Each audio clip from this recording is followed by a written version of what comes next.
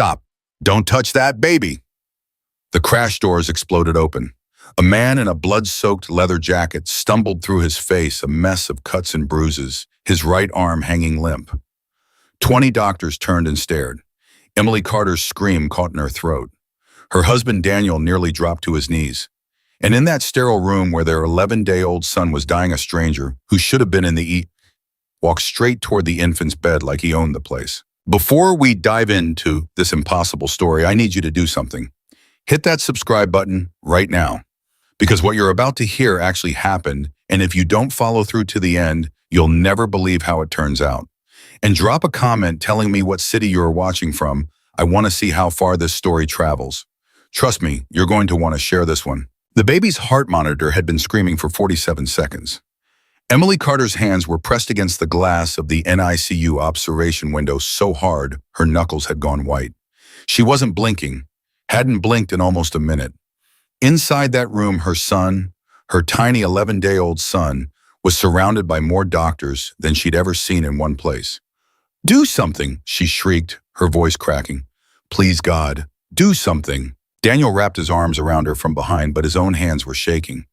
"They're trying, Em. They're trying. Trying isn't enough." She spun around, her face streaked with tears. "He's dying, Danny. Our baby is dying, and nobody knows why." Dr. Patricia Morrison, the head of pediatrics at Cedar Falls General, stood at the center of the chaos inside the NICU. She was 53 years old. She'd delivered over 2,000 babies in her career. She'd seen infections, genetic disorders, birth defects that made textbooks look incomplete. But this made no sense. "Blood pressure's dropping again," one of the residents called out. "I can see that, Dr. Chen," Morrison snapped, though she immediately regretted her tone. Chen was a good kid. They were all good. But 11 days of watching this infant deteriorate with no diagnosis, no treatment plan, no answers, it was destroying all of them. She looked down at the baby. Matthew Carter, born healthy, 8 pounds, 2 ounces, perfect APGAR scores. Then on day 3, the fever started. By day 5, he was seizing. Day 7 brought the rash, small, almost invisible spots that appeared and disappeared like they were taunting them. Day 9, his liver enzymes went haywire. Day 11, now his heart was giving up.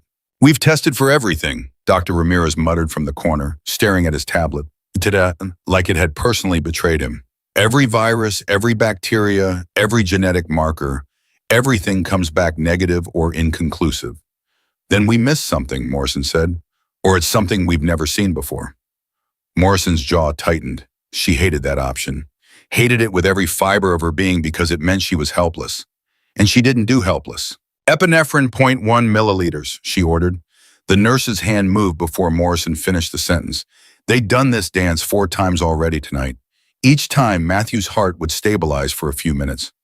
Then the decline would start again. Outside, Emily had stopped screaming. That was worse. Daniel knew that was worse. She'd gone quiet, her forehead pressed against the glass, her lips moving in what he assumed was prayer. He wasn't a praying man, but he found himself doing it anyway. "Please," he whispered, "please don't take him. Not like this. Not when we don't even know why." That's when they heard the commotion down the hall.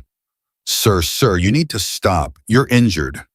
"I'm fine. You're bleeding from your head. You were just in a motorcycle accident." "I said I'm fine." Daniel turned. A man was walking toward them.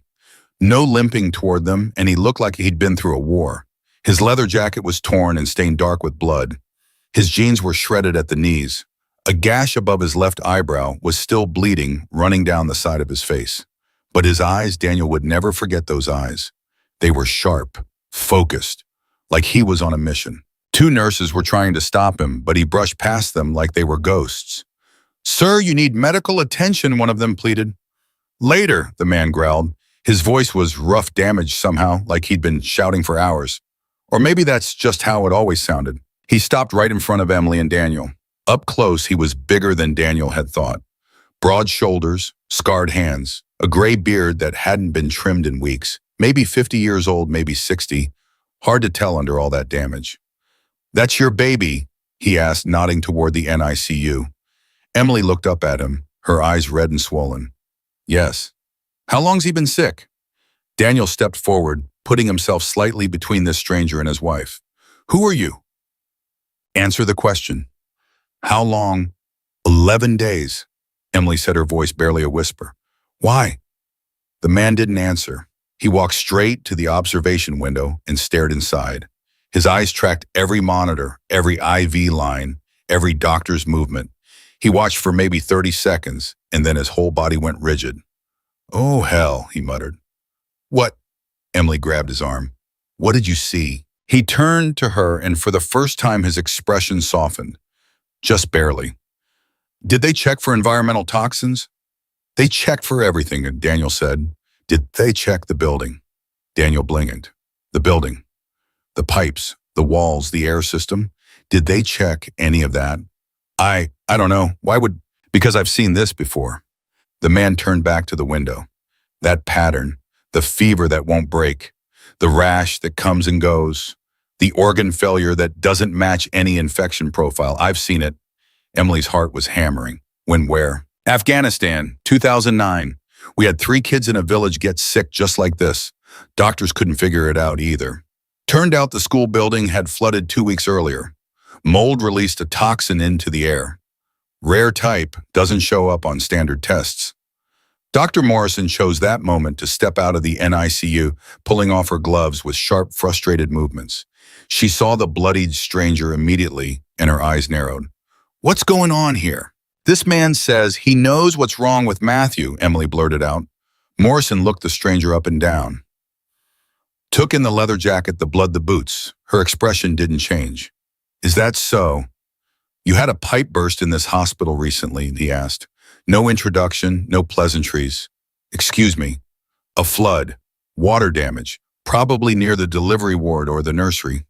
Morrison's face flickered, just for a second, but it was enough. We had a minor plumbing issue 3 weeks ago, she said carefully. It was contained and cleaned up within 48 hours. Was the cleanup tested?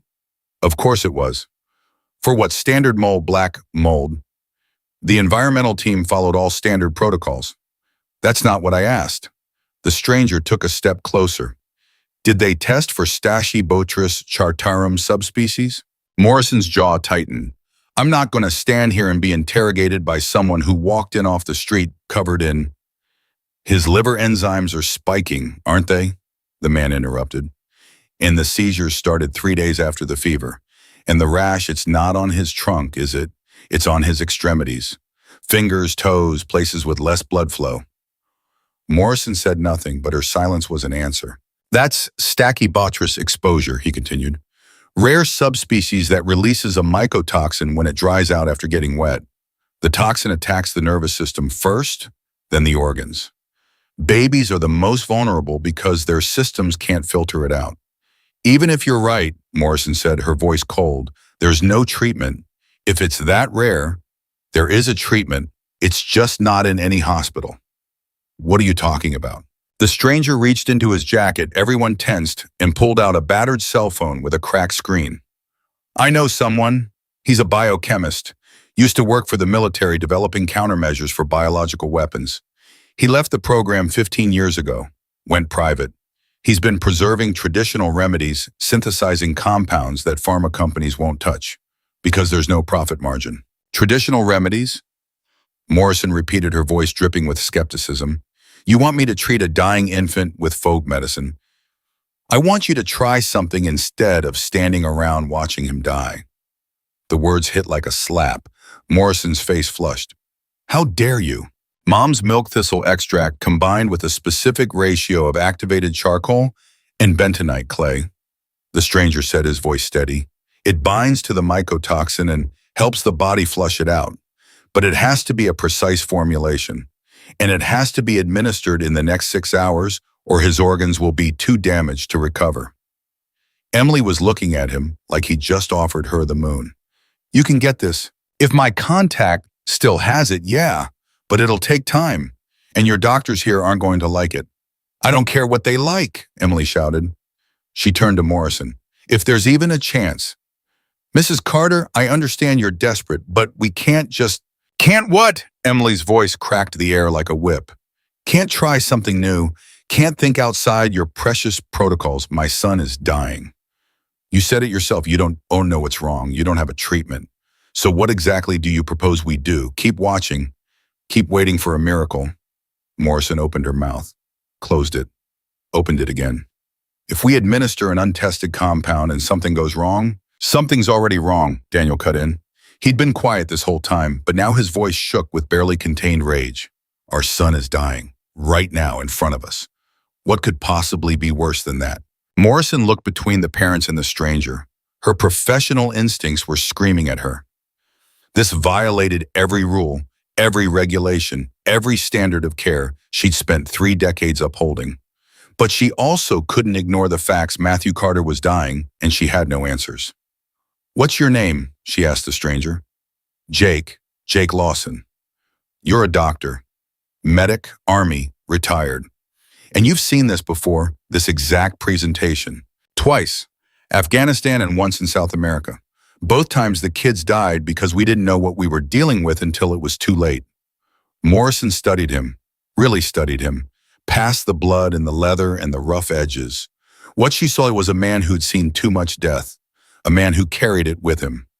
"If I allow this," she said slowly, "and it doesn't work, if it makes things worse, that's on me. My license, my career, everything." Jake nodded.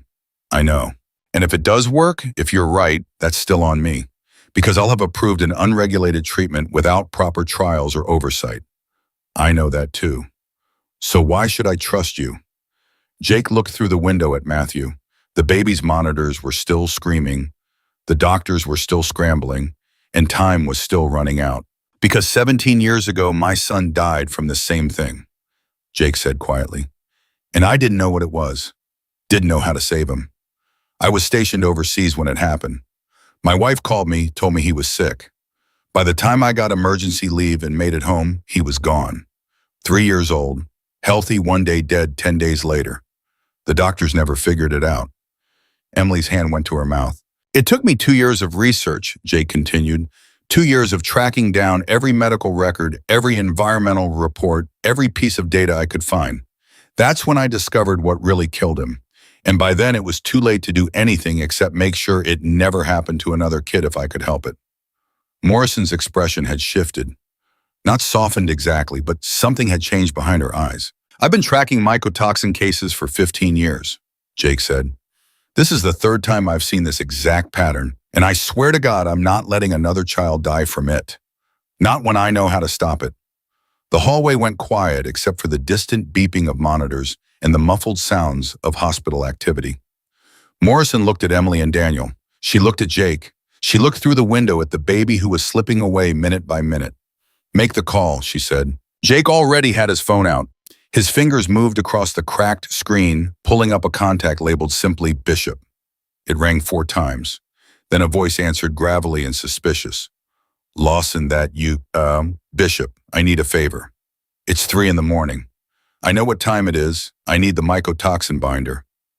The one we developed for the Kandahar case." A pause. "That was experimental. We never got it approved for—" "I don't care about approval.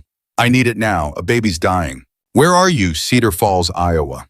Another pause longer this time. "That's a 16-hour drive from where I am." "Then you better leave now." "Jake, even if I can get it there in time, you're talking about administering an untested—" "I've tested it. You've tested it. We both know it works. On rats, on controlled lab conditions, not on a human infant." "Bishop," Jake's voice drop became something harder, something final. "I'm not losing another one. You hear me? I'm not." The line went quiet for a long moment. Then Bishop sighed. "I'll leave in 10 minutes. But Jake, if this goes sideways, we're both done. You understand that? I understand. And you're absolutely sure it's the same toxin." Jake looked through the window again. Watch the doctors working. Watch the monitors. Watch the baby's tiny chest rise and fall in shallow, desperate breaths. "I'm sure." "All right, I'm on my way, but I'm bringing the full research packet. If we're doing this, we're doing it right. Full documentation, full consent forms, everything. Just get here." Jake ended the call and turned to Morrison. "He's coming. 16 hours. Morrison's eyes widened. 16? The baby might not have 16. "Then we keep him alive until Bishop gets here. You said you're good at what you do. Prove it." Morrison bristled, but she didn't argue. Instead, she turned and walked back into the NICU, she already barking orders. I want continuous monitoring on all vitals. If anything shifts even slightly, I want to know immediately. And someone get environmental services up here now. I want a full toxicology report on every surface, every air vent, every pipe in this wing. The resident doctors jumped into action. Emily grabbed Jake's arm again, her grip desperate. Thank you, she whispered. Thank you, thank you, thank you. Don't thank me yet, Jake said. We've got a long night ahead. Why did you come here? Daniel asked suddenly. You were in an accident. You're injured. You should be getting treated yourself. Why did you come to the NICU? Jake touched the gash above his eyebrow, seeming to notice it for the first time. Blood was still trickling down. Crashed my bike about 2 miles from here. Truck ran a red light. I wasn't hurt bad, just cuts and bruises. But they insisted on bringing me in. I was walking to radiology when I heard. He trailed off, his eyes distant. I heard a mother screaming. Same sound my wife made when he didn't finish. Emily was crying again, but this time it was different. Not hopeless, not despairing, something else. A nurse appeared, young and nervous looking. Mr. Lawson, we really need to treat your injuries. Later. Sir, you could have a concussion. You could have internal bleeding. You need... I said later. Jake's voice didn't rise, but the steel in it made the nurse take a step back. He softened slightly. Sorry, but I'm not leaving this hallway until that kid is stable or Bishop gets here with the treatment, whichever comes first. The nurse looked like she wanted to argue, but Morrison had returned to the hallway and waved her off. Let him be. If he wants to bleed out in my corridor, that's his choice. Comforting, Jake muttered. Morrison almost smiled. Almost. The environmental team is on their way, but even if we find the source, even if you are right about the toxin, there's no guarantee this treatment will work. I know. And the parents are putting their complete trust in you, a stranger they met 15 minutes ago. I know that too.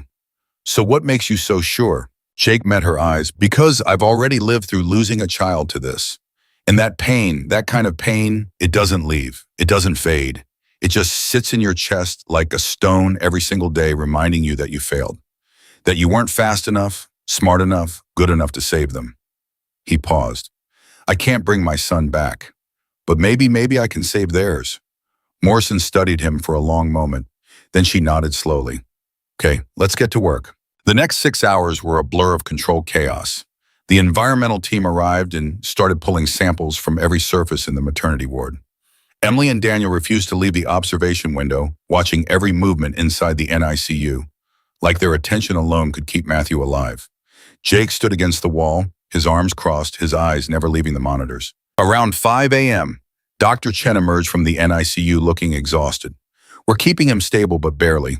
The seizures are increasing in frequency, and his kidney function is starting to decline. How long? Daniel asked. Chen hesitated. At the current rate of decline, maybe 12 hours before we start seeing irreversible organ damage. Bishop won't be here for another 11 hours, Jake said quietly.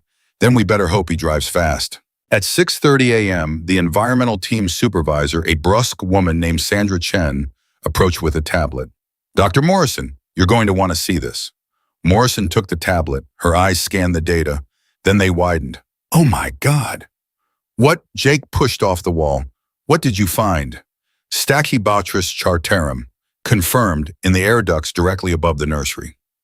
Morrison looked at Jake with something between respect and disbelief. You were right. Where's the source? He asked.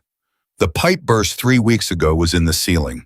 They cleaned up the visible water damage, but they never checked inside the ductwork. The mold has been growing there ever since, and every time the HVAC system kicks on, it pumps the spores directly into the nursery, Jake finished. We've shut down the system and sealed the ducts, Sandra said. But the damage is done. Any babies exposed in the last 3 weeks could potentially... How many babies? Emily's voice cut through. How many babies have been in that nursery in the last 3 weeks? Sandra consulted her tablet. 47? The hallway went silent. We need to contact every family, Morrison said immediately. Screen every infant. Chen, start pulling the discharge records.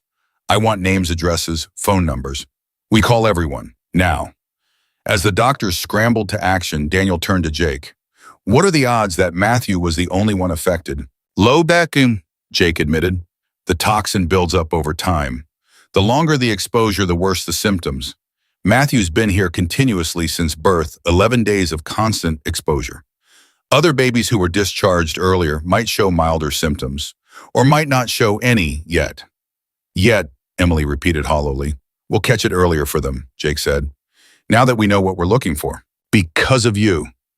Daniel extended his hand. I don't know how to thank you. I don't even know how to begin. Jake shook his hand but didn't smile. Thank me when your son opens his eyes. At 9 a.m., Jake finally let the nurse clean and bandage his wounds. The gash above his eyebrow required 7 stitches. His arm wasn't broken, just badly bruised. The x-rays showed no internal biting. He refused pain medication. Why? The nurse asked as she wrapped his ribs. You're obviously hurting. Because I need to stay sharp, he said.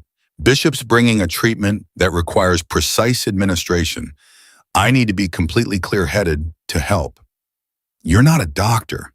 No, but I'm the only person in this building who's seen this treatment used successfully. On rats, the nurse pointed out. She'd been listening to the earlier conversation. On rats that lived, Jake corrected, every single one. At 11 a.m., Morrison called a meeting in the conference room. Jake, Emily, and Daniel were invited. So were 3 other doctors, a hospital administrator, and the legal counsel. The lawyer, a thin man with wire-rimmed glasses, spoke first. I need to make this absolutely clear. What you're proposing is legally and ethically complicated. Administering an experimental treatment without FDA approval, without institutional review board oversight, without... My son is dying, Emily interrupted. I don't care about your legal complications. Mrs. Carter, I understand your... No, you don't.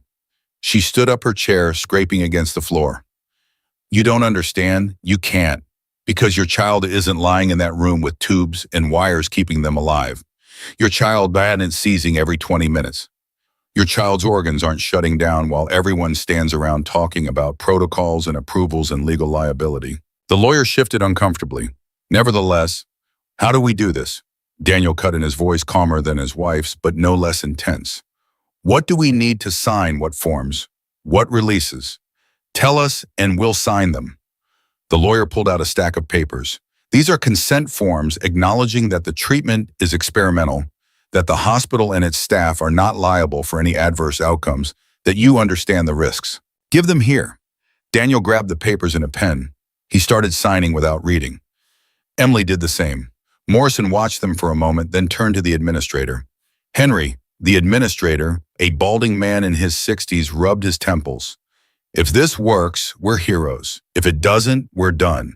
The hospital, our accreditation, everything. So what do you want to do? Morrison asked. Henry looked at Emily and Daniel still signing forms. He looked at Jake sitting quietly with his bandaged head and bruised ribs. He looked at Morrison, the best doctor he'd ever worked with. Save the baby, he said finally. Whatever it takes, save the baby. At 2 p.m., Jake's phone rang. Bishop. I'm 4 hours out. Bishop's voice came through rough from road noise. How's the patient? Jake glanced through the window. Morrison and her team were inside again, working frantically. Holding on, barely. I'm pushing 90 the whole way. Cops tried to pull me over in Nebraska. I didn't stop. Bishop, relax, they gave up after 5 miles. I think they figured I had a good reason. A pause. Jake, I need you to understand something. Even if we get there in time, even if the treatment works exactly as it did in the trials, there could be complications we haven't seen. Long-term effects we don't know about. I know. And if it doesn't work, if we're wrong about any of this, that baby dies with an unknown chemical compound in his system. The autopsy will raise questions we can't answer. I know that too. Then why are you so sure about this? Jake closed his eyes.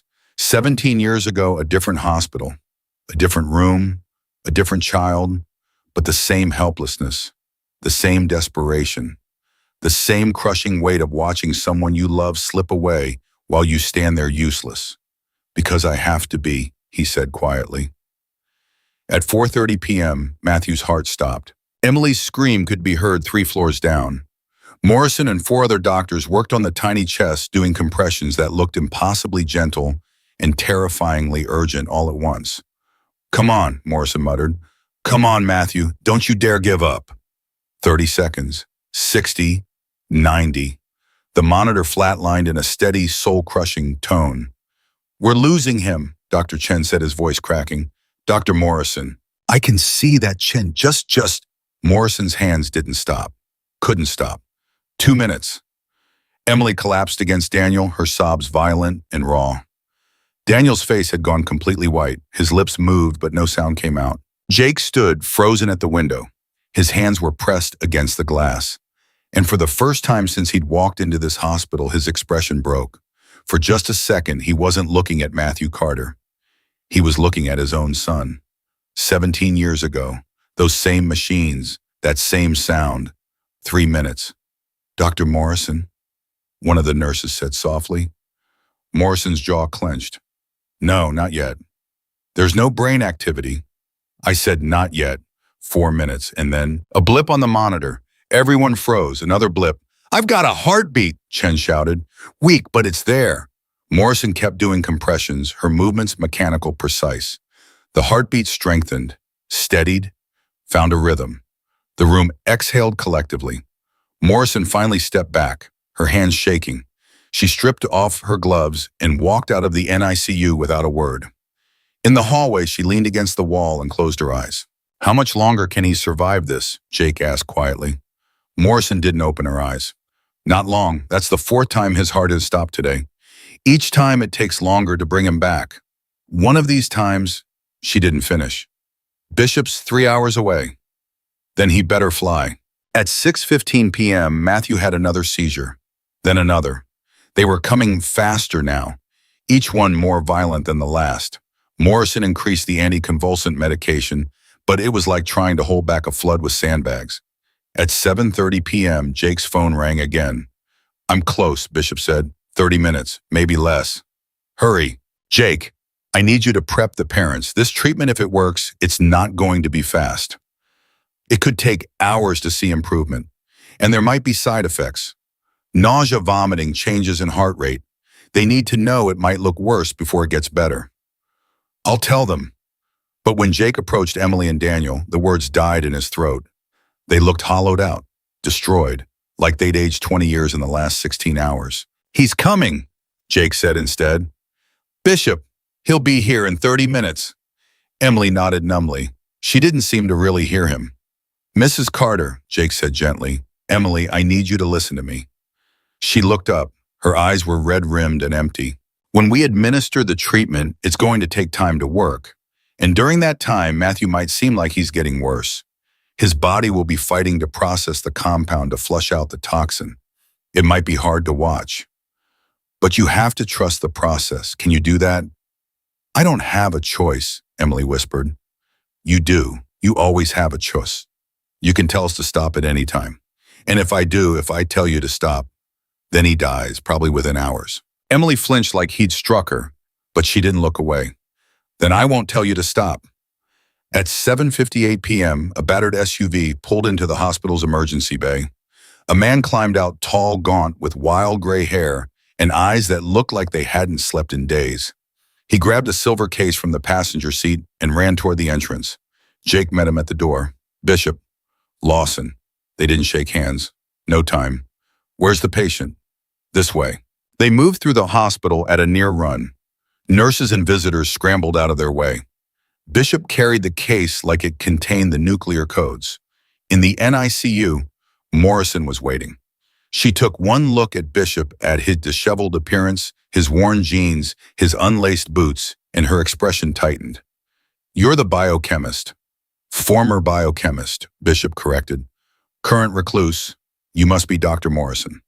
"I am, and that," she pointed at the case, "is what exactly?" "A synthesized binding compound derived from silymarin milk thistle extract combined with activated charcoal and bentonite clay. The silymarin protects the liver while the charcoal and clay bind to the mycotoxin and facilitate elimination through the digestive tract.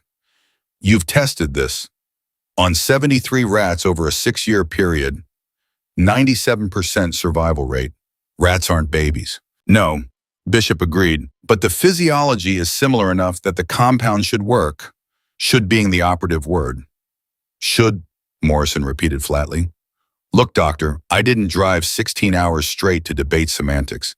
That baby is dying. You know it. I know it. Everyone in this room knows it.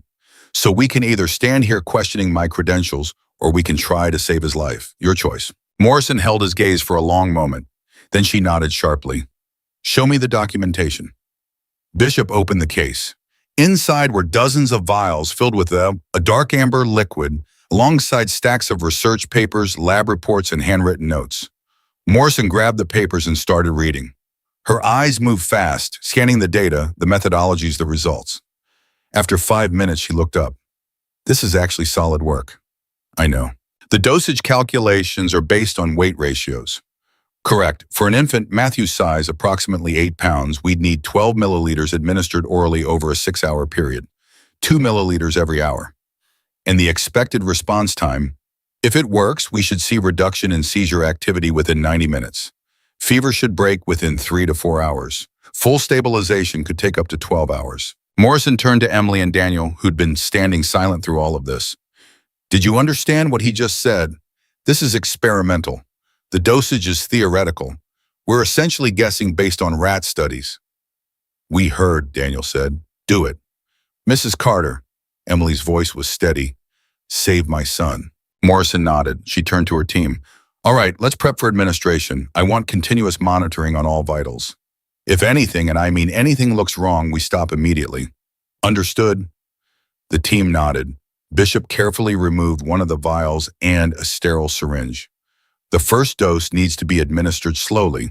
We're talking over a 5-minute period. Too fast and it could trigger vomiting, which would negate the whole treatment. I'll do it, Morrison said. With respect, doctor, I've practiced this hundreds of times. Let me. Morrison started to argue, then stopped. Fine, but I'm watching every move. Wouldn't expect anything less. They moved to Matthew's bed. The baby looked impossibly small, impossibly fragile. His skin had taken on a grayish tint. His breathing was shallow and irregular. The monitors showed a heart rate that kept dipping into dangerous territory. Bishop drew up 2 milliliters of the amber liquid. His hands were perfectly steady. Okay, little man, he said softly. Let's see if we can turn this around. He placed the syringe at Matthew's lips and began to achingly, slowly depress the plunger. The liquid dripped into the baby's mouth. Matthew's face scrunched up at the taste, but his swallow reflex kicked in. 2 milliliters over 5 minutes. When it was done, Bishop stepped back. Now we wait. Emily and Daniel pressed against the window, their hands clasped together so tightly their fingers had gone white. Jake stood beside Morrison. 17 years, he said quietly. I've waited 17 years for a second chance. Please let this work. Morrison didn't respond. She just watched the monitors. 10 minutes passed, 20, 30. At 45 minutes, Matthew had another seizure. Emily gasped. Daniel's face crumpled. It's not working, one of the residents said. It's too soon to tell, Bishop countered, though his voice had lost some of its certainty. At 60 minutes, Morrison administered the second dose. Again, the slow, careful process. Again, the waiting. At 90 minutes, something changed. Wait, Dr. Chen said, leaning closer to the monitors. His temperature, it's dropping. Morrison checked. 0.3 degrees. Could be normal fluctuation. Or it could be the treatment working, Bishop said. They waited. Watched. At 100 minutes, Matthew's temperature had dropped a full degree. His heart rate had stabilized. And most importantly, he hadn't had a seizure in 25 minutes. It's working, Emily whispered. Oh my God, it's working. Don't celebrate yet, Morrison cautioned. We're not out of the woods. But even she couldn't hide the cautious hope in her eyes. The third dose went in at 2 hours, the fourth at 3. With each administration, Matthew's vital signs improved incrementally. His color began to return. His breathing deepened. The spaces between seizures grew longer. At 4 hours, he opened his eyes. Emily broke, just completely shattered. She sobbed so hard she could barely stand. Daniel caught her, but he was crying too great, heaving sobs of relief and exhaustion and overwhelming gratitude. At 6 hours, Bishop administered the final dose. Matthew was still weak, still critical, but he was alive, and he was stable. Morrison pulled off her gloves and walked out of the NICU. In the hallway, she found Jake sitting on the floor, his back against the wall, his head in his hands. It worked, she said. Jake looked up. His eyes were wet. Yeah, it did. You saved that baby's life. We saved it, all of us. Morrison slid down the wall and sat beside him. For a long time, neither of them spoke. They just sat there, two people who'd been through hell, letting the silence stretch between them. Finally, Morrison said, "Why didn't you tell me about your son? Would it have mattered?" "Maybe, I don't know." She paused. "I'm sorry for your loss." Jake nodded. "Me too." Another silence. "What happens now?" Morrison asked. "Now?" Jake stood up slowly, wincing at his bruised ribs. "Now you call the CDC, report the mycotoxin exposure, screen the other 46 babies who were in that nursery, save as many as you can. And you." Jake looked through the window at Matthew, at Emily and Daniel, holding each other at the monitors that finally showed stable readings. "I don't know," he admitted. "I guess I figure that out later." But as he walked away down the hospital corridor, his leather jacket slung over his shoulder, his boots echoing on the linoleum, he knew one thing for certain. For the first time in 17 years, the weight in his chest felt just a little bit lighter. Jake made it 3 steps down the hallway before Emily's voice stopped him. "Wait, please wait." He turned. She was running toward him, Daniel close behind. Her face was still wet, her eyes still red, but something had shifted. The desperation was gone. In its place was something fiercer. "You can't just leave," she said, breathless. "Not after what you did. The treatment's working. Bishop knows what to do from here. You don't need me anymore." "That's not true, Daru." Emily grabbed his arm. "The doctor said Matthew's going to need monitoring for days, maybe weeks. What if something goes wrong? What if the toxin comes back? What if—" "It won't come back," Jake interrupted gently. "The compound binds to it permanently. Once it's flushed out, it's gone. But you don't know that for sure, not in humans. Bishop said so himself. This is all theoretical." Jake started to respond, but Daniel cut in. "She's right. We need you here, at least until we know Matthew's completely out of danger." "I'm not a doctor." "You're the reason our son is alive." Daniel's voice cracked. "You're the only reason. So please, stay, just for a few days. We'll pay you. I don't want your money." "Then what do you want?" Emily asked. Jake looked at her for a long moment. What did he want? He'd been running for 17 years, moving from town to town, job to job, never staying anywhere long enough to put down roots, never letting anyone get close enough to ask questions about the ghosts he carried. "I don't know," he admitted. "Then stay until you figure it out," Emily said. "Please." Before Jake could answer, Morrison appeared around the corner, moving fast. "Lawson, I need you." "What's wrong?" "Nothing's wrong, but the CDC wants us to talk to you. They're sending a team. They'll be here in 3 hours, and they want a full briefing on the mycotoxin exposure and the treatment protocol." She paused. "They also want to know how you identified the toxin so quickly when 20 doctors missed it." Jake's jaw tightened. "I'm not good with government agencies." "Too bad. You started this, you get to finish it." Morrison's tone softened slightly. "Look, I know you want to disappear. I can see it written all over you. But these people need to understand what happened here. Other hospitals need to know what to look for. You could save dozens of kids by sharing what you know. Bishop can tell them everything. Bishop drove 16 hours straight and hasn't slept in 2 days. He's currently passed out in the staff lounge. So it's you or nobody." Jake closed his eyes. He could feel Emily and Daniel watching him, could feel the weight of their gratitude pressing down on him like a physical thing. "Fine," he said finally. 3 hours. Then I'm gone." But he wouldn't be gone in 3 hours. He wouldn't be gone in 3 days. And by the time he finally understood why everything would have changed, the CDC team arrived at 11 p.m. in a black SUV that screamed federal government. 3 people climbed out, 2 men in suits and a woman in practical boots and a windbreaker. The woman led the group, her ID badge reading Dr. Sarah Chen, epidemiologist. She found Jake in the cafeteria nursing his 4th cup of terrible coffee. Morrison had given him a clean hospital shirt to replace his torn, bloody one. He still wore his jeans and boots, though. Still looked like he didn't belong. "Mr. Lawson." Dr. Chen extended her hand. "I'm Sarah Chen, CDC. We need to talk." Jake shook her hand. Her grip was firm, no nonsense. About how you identified a rare mycotoxin exposure in under 10 minutes when an entire medical team missed it for 11 days. Lucky guess. I don't believe in lucky guesses. Not when it comes to Stachybotrys chartarum subspecies exposure. That's not something civilians typically know about. I'm not a civilian. I was Army. I know. I pulled your file on the drive over. Served 12 years. Medic. Multiple deployments. Honorable discharge. Then you dropped off the grid. She sat down across from him without asking. What happened in Afghanistan in 2009? Jake's expression went flat. That's classified. Not anymore. I have clearance. She pulled out a tablet and turned it toward him. On the screen was a military report heavily redacted. 3 children in a village outside Kandahar. Acute neurological symptoms, organ failure. Sound familiar? Jake said nothing. You were the medic who treated them, Chen continued, or tried to. All 3 died within 72 hours. The Army investigated suspected biological weapons. Turned out to be environmental contamination from a flooded school building. You were the one who figured it out. Too late to matter, but not too late to learn from. After that incident, you started researching mycotoxins, became something of an expert according to the notes in your file, even tried to develop treatment protocols. And then I left the Army.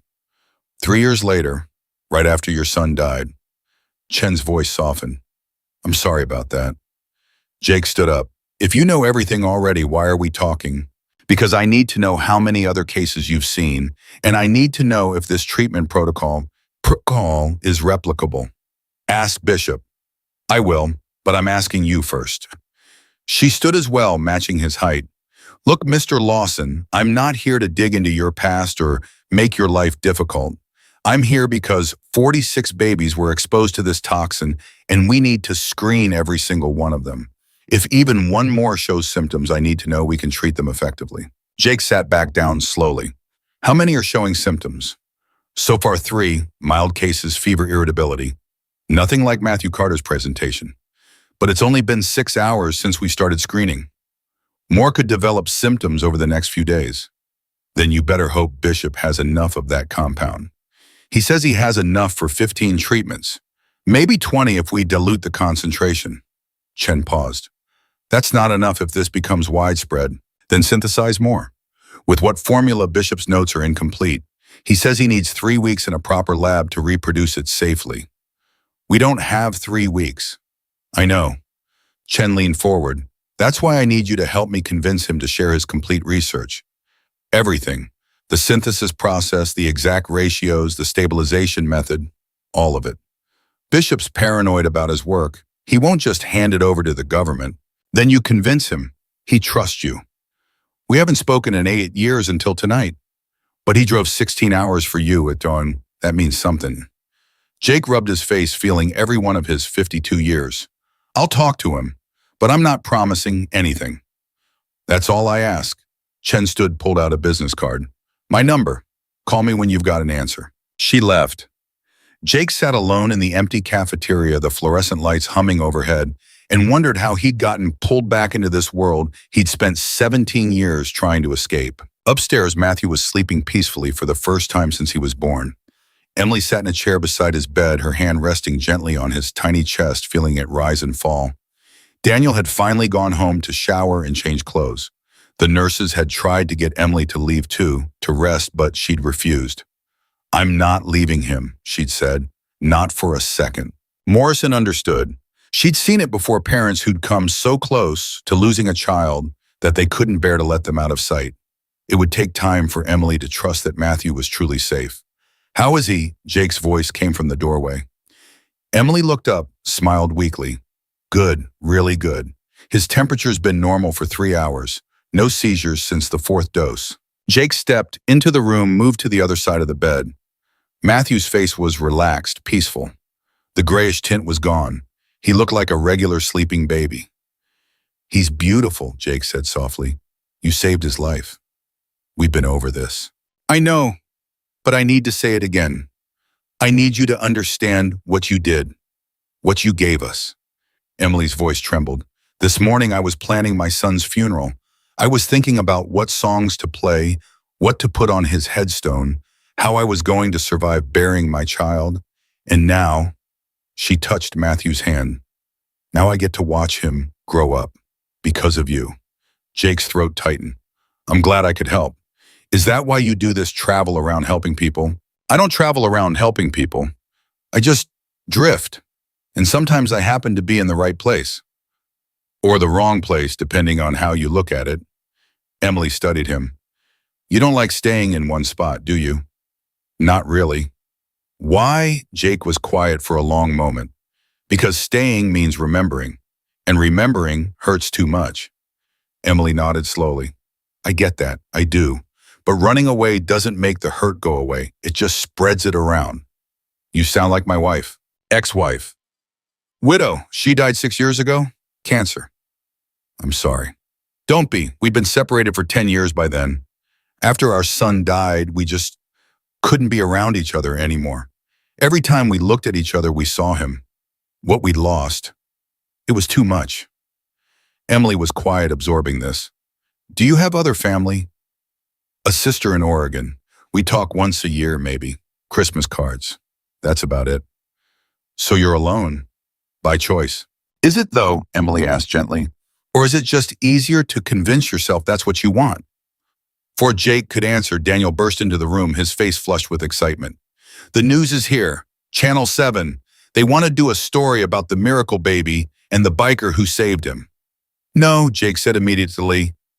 But this is amazing. People need to hear about this. No cameras, no interviews, nothing. Why not? Because I don't do that. I don't do attention or publicity or any of it. Daniel's enthusiasm deflated. But people could learn from this. Other parents, other hospitals. The CDC's handling that. They'll put out the information that matters. The medical stuff. The rest is just noise. You really don't want any credit, do you? Daniel said, studying him. Credit doesn't bring back the ones you lose. It just reminds you of them. Morrison appeared in the doorway. Lawson, Bishop's awake. He's asking for you. Jake nodded, grateful for the escape. I'll be right there. He found Bishop in the staff lounge, looking like death warmed over. His hair was sticking up in every direction. His eyes were bloodshot, and he was drinking coffee straight from the pot. You look terrible, Jake said. You look worse. Sit down before you fall down. Jake sat. CDC wants your research. Bishop snorted. Of course they do. They always want the research. Then they bury it in red tape and bureaucracy until it's useless. 3 babies are showing symptoms. More could develop them. They need to be able to reproduce your compound. I know. Chen already cornered me. Very persistent woman. So will you give it to her? Bishop was quiet for a long time. You know why I left the program, Jake? Why I walked away from government work. You got tired of the politics. I got tired of watching good treatments die because they weren't profitable enough. I developed a compound that could have saved thousands of lives, and the bean counters killed it because there wasn't a big enough market. Bishop's hands tightened around the coffee pot. I swore I'd never let that happen again. That's why I work alone. Keep my research private. Control who has access. This is different. Is it? Yes, because kids are dying right now, not theoretically, not in some future scenario right now. Bishop met his eyes. You really think they'll use it right? Not just lock it away or sell it to the highest bidder. I think if you don't share it more, kids will die, and you'll have to live with that. Bishop exhaled slowly. You're a real bastard when you want to be. I learned from the best. Fine, I'll give Chen the formula, but I want oversight. I want to be involved in every step of the reproduction process. And I want credit maintained. This doesn't become some government patent they can hide behind. I'll tell her. And Jake? Bishop's expression softened. I'm sorry about your boy. I never said that properly. It was a long time ago. Doesn't make it hurt less. Bishop winced at his stiff joints. I'm going to find Chen. Get this over with. You should get some rest. You look like you haven't slept in a week. I haven't slept well in 17 years. Yeah, I figured. After Bishop left, Jake sat alone in the quiet lounge. The coffee pot was still warm. The vending machine hummed in the corner. Outside the window, Cedar Falls was dark and peaceful, unaware of the small miracle that had happened in this building tonight. His phone buzzed. A text from Morrison. Need you in conference room. Now. Jake hauled himself up and made his way through the empty corridors. The hospital felt different at this hour, quieter, somehow more honest. The daytime bustle was gone, leaving only the essential staff and the people too worried to leave. The conference room was packed. Morrison Chen Bishop, the hospital administrator, Henry, and 6 other people Jake didn't recognize. All eyes turned to him when he entered. "What's going on?" he asked. "We have a problem," Chen said. She pulled up an image on the projection screen, a map of the United States with red dots scattered across it. "In the last 4 hours, we've identified 17 other cases of suspected mycotoxin exposure. Different hospitals, different cities, all with the same symptom profile." Jake's blood went cold. 17 and counting. "We're running the protocol now, checking recent flood damage, testing HVAC systems, screening exposed infants. But if even half of these cases are confirmed, we're looking at a crisis." "How is that possible?" Morrison demanded. "This is supposed to be a rare subspecies." "It is rare, but apparently not as rare as we thought." Chen pulled up another image, a weather map. 3 weeks ago, we had unprecedented flooding across the Midwest and South. Hundreds of buildings were damaged, including hospitals. And nobody thought to check for this specific type of mold because nobody knew to look for it. "Until tonight," Bishop said quietly. "Until tonight," Chen confirmed. She turned to Jake. "You identified this because you'd seen it before. You knew the pattern, but most doctors have never encountered it. They wouldn't recognize the symptoms until it was too late." "So what do you need from me?" Jake asked. "We need you to help us train medical teams, teach them what to look for, how to identify the exposure pattern quickly." "I'm not a teacher." "You don't have to be. Just tell them what you saw. What made you suspicious? The details that tipped you off." Jake looked around the room. All these professionals, all these experts waiting for him to speak. It felt wrong. He wasn't supposed to be here in this world under these lights. But then he thought about Matthew, about the 3 kids in Afghanistan, about his own son, Tyler, who died because nobody knew what they were looking for. "Okay," he said finally. "What do you need me to do?" The next 3 hours were a blur of video calls and presentations. Jake spoke to medical teams in Chicago, Houston, Atlanta, and Denver. He described the symptom progression, the environmental factors, the diagnostic markers. He walked them through his thought process step by step. "The rash is the key," he explained to a group of doctors in Phoenix. "It's not consistent like most infections. It appears and disappears seemingly at random. That's because it's tied to mycotoxin levels in the bloodstream. When levels spike, the rash appears. When they drop, it fades. Standard infections don't do that." "What about the seizures?" a doctor asked. "They escalate in frequency and severity. That's different from most pediatric seizure disorders, which tend to be more stable in pattern. With mycotoxin exposure, each seizure is worse than the last because the toxin is building up faster than the body can eliminate it." By 3 a.m., Jake had briefed over 100 medical professionals. His voice was hoarse. His head was pounding. But the reports coming in were encouraging. 2 of the suspected cases had been confirmed, and treatment had started immediately using Bishop's protocol. Chen found him in the hallway afterward, leaning against the wall with his eyes closed. "You did good tonight. I just talked. You saved lives. Those 2 babies in Houston and Atlanta, they're alive because their doctors knew what to look for, because you taught them." Jake opened his eyes. "How many more cases are there?" 23 confirmed now, probably more we haven't found yet." She paused. "We're going to need you to stay involved, at least for the next week, until we can get the word out properly and train enough people to handle this." "I can't stay for a week." "Why not? You got somewhere better to be." Jake didn't have an answer for that. "Look," Chen said, her voice gentler, "I know this isn't what you signed up for. I know you prefer to keep moving, stay anonymous. But you're the only person in the country who can identify this toxin on site. That makes you valuable, essential even." "I'm not essential. I'm just a guy who got unlucky twice and learned from it." "That's exactly what makes you essential." Chen pulled out her phone, showed him a message. "This is from the mother in Houston. Her daughter started treatment 2 hours ago. She's already stabilizing." Jake read the message. It was simple, just 3 words. "Thank you. Thank you." His throat tightened. "1 week," Chen said. "Help us set up proper protocols, train the key personnel, make sure we've got this contained. Then you can disappear again if you want, but give us 1 week." Jake looked down the hallway toward the NICU. Through the window, he could see Emily still sitting beside Matthew, keeping her vigil. 1 week, he agreed. He meant it too. 1 week, then gone. Back to the road, back to the anonymous drift from town to town. But fate had other plans. The next morning, Jake woke up on a cot in the staff lounge to Morrison shaking his shoulder. "We've got a situation." He sat up, instantly alert. Years of military training. What kind of situation? 3 more babies showing symptoms, all from the same hospital in Minneapolis. But here's the thing, that hospital didn't have any flood damage. No reported water issues at all. Jake was on his feet. Then how? That's what we need to figure out. Because if this toxin can spread without flooding as a trigger, we're dealing with something much bigger. 20 minutes later, Jake was on a video call with the Minneapolis hospital. The head of pediatrics, Dr. Raymond Garcia, looked exhausted and frightened. "We've checked everything," Garcia said. "The HVAC system is clean. No water damage anywhere in the building. We don't understand how these babies could have been exposed." "Tell me about the babies," Jake said. "Any common factors?" Garcia consulted his notes. "All born within the last 2 weeks. All full-term healthy deliveries.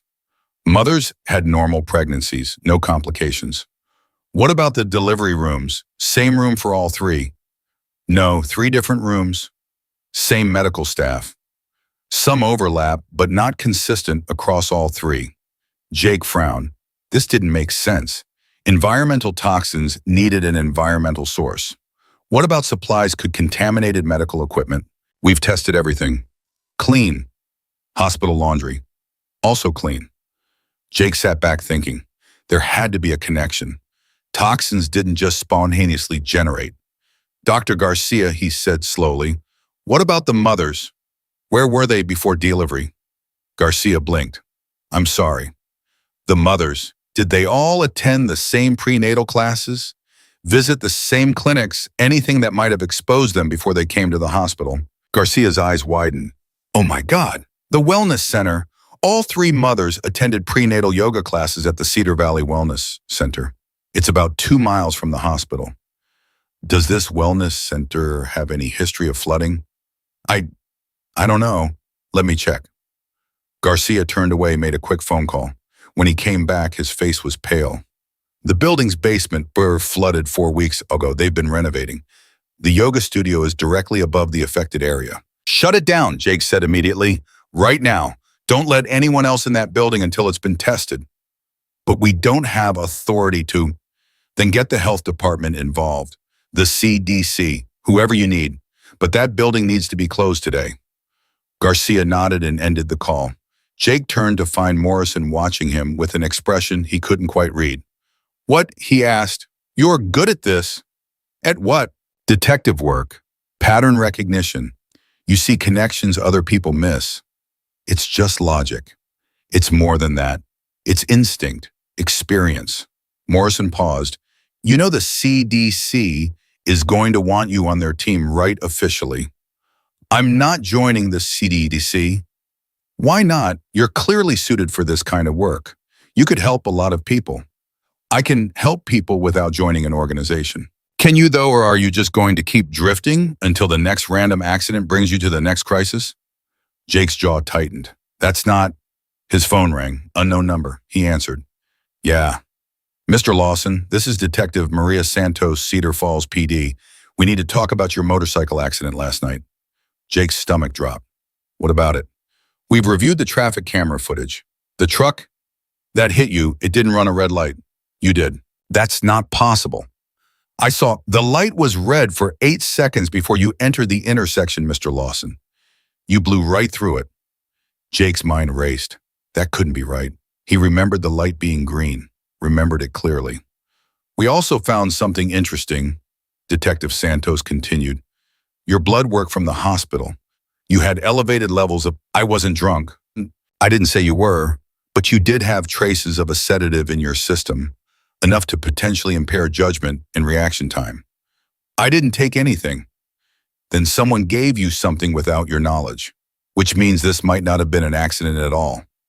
Jake's blood ran cold. "What are you saying?" "I'm saying someone may have drugged you and sent you into that intersection. The question is why." A pause. "Where were you before the accident, Mr. Lawson?" Jake thought back. He'd been at a truck stop about 10 miles outside town. Had coffee, talked to a guy at the counter, middle-aged, friendly, asked a lot of questions about where Jake was headed. There was a man, Jake said slowly, at the Crossroads truck stop. We talked for maybe 20 minutes. What did you talk about? He asked about my bike, where I was traveling from. I mentioned I was a medic, used to work with the Army. Jake's heart was pounding now. He bought my coffee, said he had to use the restroom, asked me to watch his bag. And you drank the coffee? Yeah. Mr. Lawson, I need you to come down to the station. We need a full statement, and we need to figure out who this man was and why he targeted you. I need to stay at the hospital. There are babies. The babies are being taken care of. But if someone tried to kill you last night, we need to know why. And we need to know if they're going to try again. Jake ended the call with shaking hands. Morrison was staring at him. Someone tried to kill you, she asked. Apparently. Why? I don't know. But even as he said it, pieces were clicking into place in his mind. The timing, the questions the man had asked, the specific interest in Jake's medical background. Someone had known he'd be at that truck stop. Someone had known about his history with mycotoxins. Someone had drugged him and sent him towards Cedar Falls General at exactly the right time to crash near a hospital where a baby was dying from a toxin only Jake could identify. It wasn't an accident, it was a setup. But for what purpose and set up by whom? Jake's phone rang again. This time it was Emily. Her voice panicked. Jake, you need to get up here. Now. What's wrong? It's Matthew, his fever's back. And he's seizing again. Jake ran. Jake burst through the NICU doors so hard they slammed against the walls. Matthew's monitors were screaming again. The baby's tiny body was rigid, locked in a seizure that looked worse than anything Jake had seen the night before. Morrison was already there, her hands moving fast across Matthew's chest, checking vitals, adjusting IV lines. Temperatures spiked to 104, heart rates 180 and climbing. How is this possible? Emily was backed against the wall, her face white. The treatment worked. It was working. Daniel had his arms around her, but his own hands were shaking. Make it stop. Please, just make it stop. Jake pushed past two nurses and went straight to Matthew's chart. His eyes scanned the overnight notes, the medication log, the vital signs tracking. Everything had been normal until 20 minutes ago, then suddenly catastrophic decline. This doesn't make sense, he muttered. The compound should have neutralized the toxin completely. Unless there was a second exposure, Morrison said sharply. How we sealed the ducts, shut down the HVAC. There's no way Then the toxin is coming from somewhere else. Morrison's voice cracked with frustration. Because this baby is dying again and I don't know why. Jake's mind was racing. The sedative in his blood. The setup at the truck stop. The impossible timing of his accident. And now Matthew relapsing when he shouldn't be able to. Check his IV, Jake said suddenly. Morrison turned. What? His IV line, check it, now. That's sterile, we change them check it. Morrison moved fast, disconnecting the IV bag and holding it up to the light. At first, nothing looked wrong. Clear fluid, proper labeling, sealed cap. Then Jake saw it. A tiny puncture mark in the injection port. Almost invisible unless you knew to look for it. Someone tampered with this, he said, his voice deadly quiet. Morrison's face went pale. That's not possible. We have protocols. Security. No one unauthorized can. Someone did. Jake grabbed the bag from her hands and held it up to his nose. Sniffed carefully. There underneath the saline smell, something else. Faint but distinct. Organic. Familiar. His blood turned to ice. It's the toxin, he said. Someone injected concentrated mycotoxin directly into his IV. The room went silent except for Matthew's laboring breaths. That's attempted murder, Morrison whispered. Emily screamed, a raw animal sound that seemed to tear from her chest. Who would do this to my baby? Jake was already moving. We need to flush his system. New IV, new lines, everything, and we need security to lock down this floor. Nobody in or out until we figure out who. The lights went out. Emergency lighting kicked in immediately, bathing everything in dim red. An alarm started blaring somewhere down the hall. What the hell? Morrison spun around. This building has backup generators. We shouldn't lose power. Unless someone cut them, Jake said. Through the window, Jake could see chaos erupting in the hallway. Nurses were running, doctors were shouting, and somewhere in the confusion, a figure in scrubs was walking calmly toward the stairwell, carrying a backpack. There, Jake pointed. That person. Stop them. But the figure was already gone, disappeared into the stairwell before anyone could react. Jake ran, out of the NICU down the hallway, his boots pounding on linoleum. Behind him, he could hear Morrison shouting orders, hear Daniel calling after him, but he didn't stop. The stairwell door was still swinging when he hit it. He took the stairs 3 at a time, his bruised ribs screaming in protest. Above him, he could hear footsteps echoing. The figure was going up, not down. Stop, there's nowhere to go. No response, just the sound of feet on concrete faster now. Jake pushed harder. 5th floor, 6th, 7th. The hospital was only 8 stories tall. The figure would run out of buildings soon, unless that was the plan. Jake hit the 8th floor door just as it clicked shut ahead of him. He crashed through it and found himself on the roof. Cold night air hit him like a slap. The city spread out below dark except for streetlights and the occasional lit window. The figure in scrubs stood near the edge, the backpack at their feet. It's over, Jake said, moving slowly forward. There's no way down except through me. The figure turned, pulled back their surgical cap. Jake's world tilted. It was a woman, mid-40s auburn hair, green eyes that looked familiar in a way that made his chest ache. Hello, Jake, she said softly. His voice barely worked. Rachel Lawson, his dead wife, smiled sadly. Not dead. Sorry about the deception. Jake couldn't breathe, couldn't think. 6 years. 6 years he believed she was gone. Attended her funeral, scattered her ashes. Grieved. How? Later, right now we need to talk about why I'm here. You poisoned that baby. Jake's voice was shaking. You tried to kill Matthew. I gave him a controlled dose of the toxin. Just enough to bring you back to the hospital. I needed to keep you in one place long enough to talk. You poisoned a baby. I knew you'd save him. You always save them. Rachel's composure cracked. That's what you do, Jake. You save everyone except the people who actually need you. What are you talking about, Tyler? The name exploded from her. Our son. You could have saved him if you'd been there, if you'd just come home when I called, but you were too busy being a hero somewhere else. Jake felt like he'd been punched. I got emergency leave as fast as I could. 3 days. It took you 3 days. He died on day 2. Rachel's eyes were wet now, furious. You knew about the toxin. You'd seen it in Afghanistan just months before. If you'd been there, you could have told the doctors what to look for. But you weren't. You were saving strangers while your own son died. That's not fair, isn't it? Rachel took a step closer. You spent 17 years trying to make up for it, drifting from town to town playing the mysterious hero, saving other people's children to ease your guilt. But it doesn't work, does it? Tyler's still gone. Jake's hands were fists at his sides. Why now? Why fake your death? Why come back like this? Because I needed to stop you. Stop me from what? From saving these children. Rachel's voice dropped, became something colder. Do you know what happens when you save them, Jake? Do you know what they become? What are you talking about? Rachel unzipped the backpack, pulled out a tablet, turned it toward him. On the screen were photos, dozens of them, children and teenagers, all with similar features, all with a strange mark on their left shoulder, a small crescent-shaped birthmark. The mycotoxin doesn't just attack the nervous system, Rachel said. In rare cases, very rare cases, it causes a genetic mutation. The children who survive exposure develop enhanced cognitive abilities, increased pattern recognition, accelerated learning, photographic memory. Jake stared at the photos. That's impossible.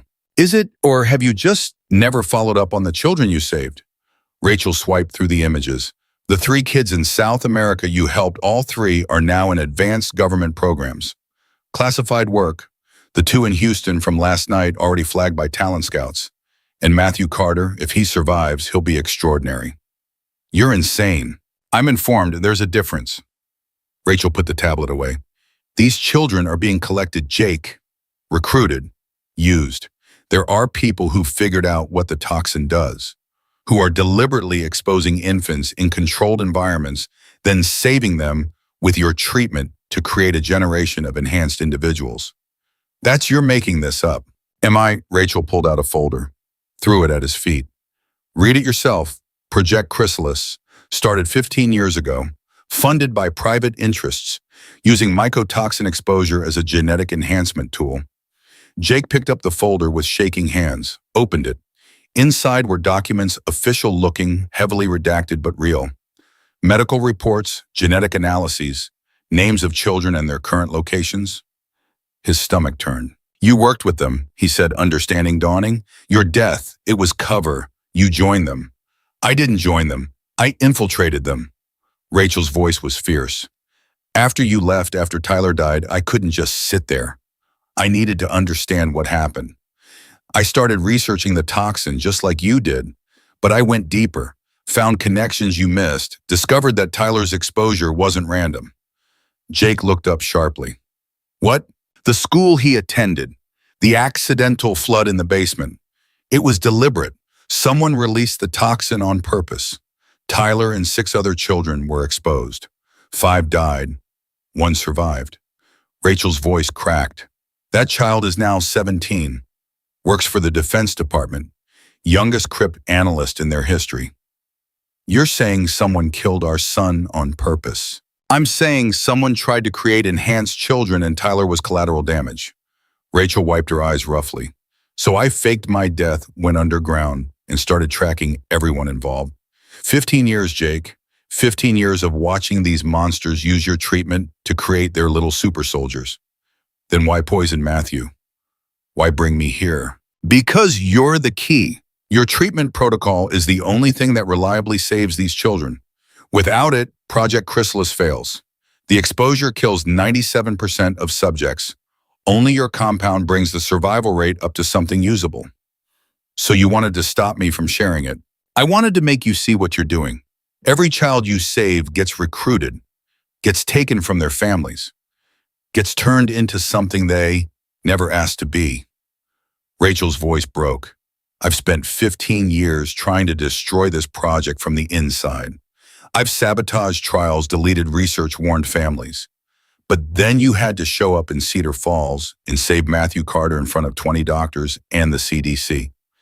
Now Bishop's sharing the formula. Now it's going to spread, and I can't stop it anymore. Jake's mind was reeling. Too much information, too many revelations. But one thing cut through the chaos. Matthew is a baby, he said quietly, an innocent baby, and you poisoned him. To save him from something worse. No. Jake shook his head. You don't get to make that choice. His parents get to make that choice. Matthew gets to make that choice when he's old enough. But not you. You sound so righteous, but you're not thinking clearly. Rachel moved toward the backpack again.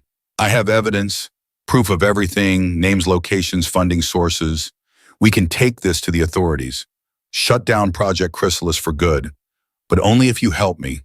Only if you stop sharing that treatment. People are dying. Children are dying.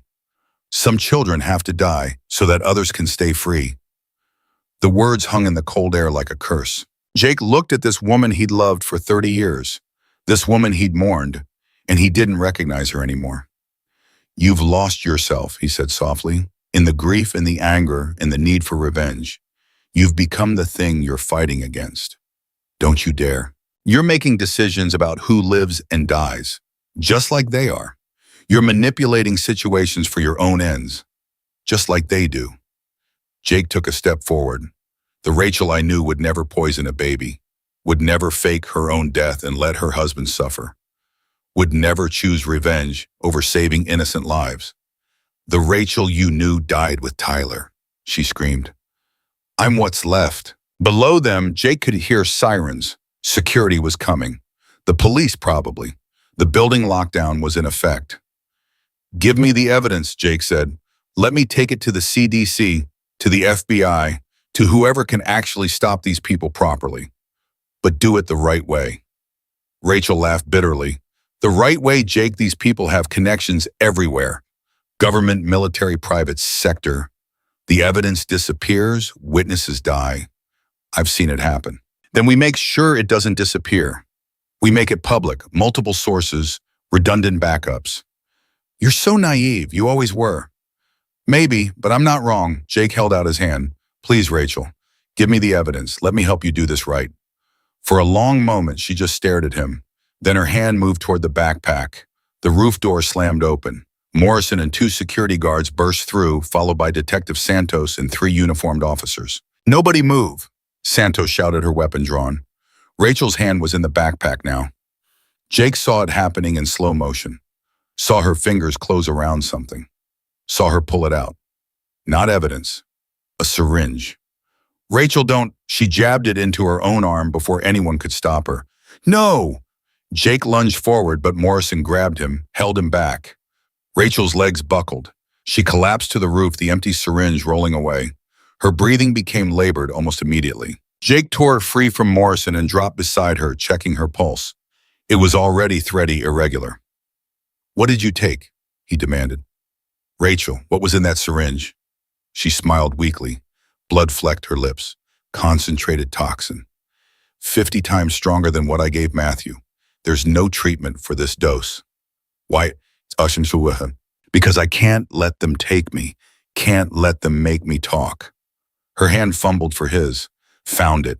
Held on with surprising strength. The evidence. It's not in the backpack. It's somewhere safe. Somewhere only you can find it. We're at Tyler's room, our old house in Denver, under the floorboards beneath his bed. Her breathing was getting worse. Promise me. Promise you'll stop them. I promise. And Jake, her eyes were fading. I'm sorry for all of it. I loved you. She went limp. Jake felt for a pulse. Nothing. No. He started compressions, counting automatically. 30 compressions, 2 breaths. Again. Morrison knelt beside him. Jake, she's gone. I can save her. She took 50 times the lethal dose. There's nothing anyone can do. Jake kept going. Compressions, breaths. His hands were shaking now, his vision blurring. Jake, Morrison's voice was gentle. You have to stop. I can't lose her again. She's already gone. Finally, his hands stilled. He sat back on his heels, staring down at Rachel's peaceful face. She looked like she was sleeping. Like any moment she'd open her eyes and smile at him the way she used to. But she wouldn't.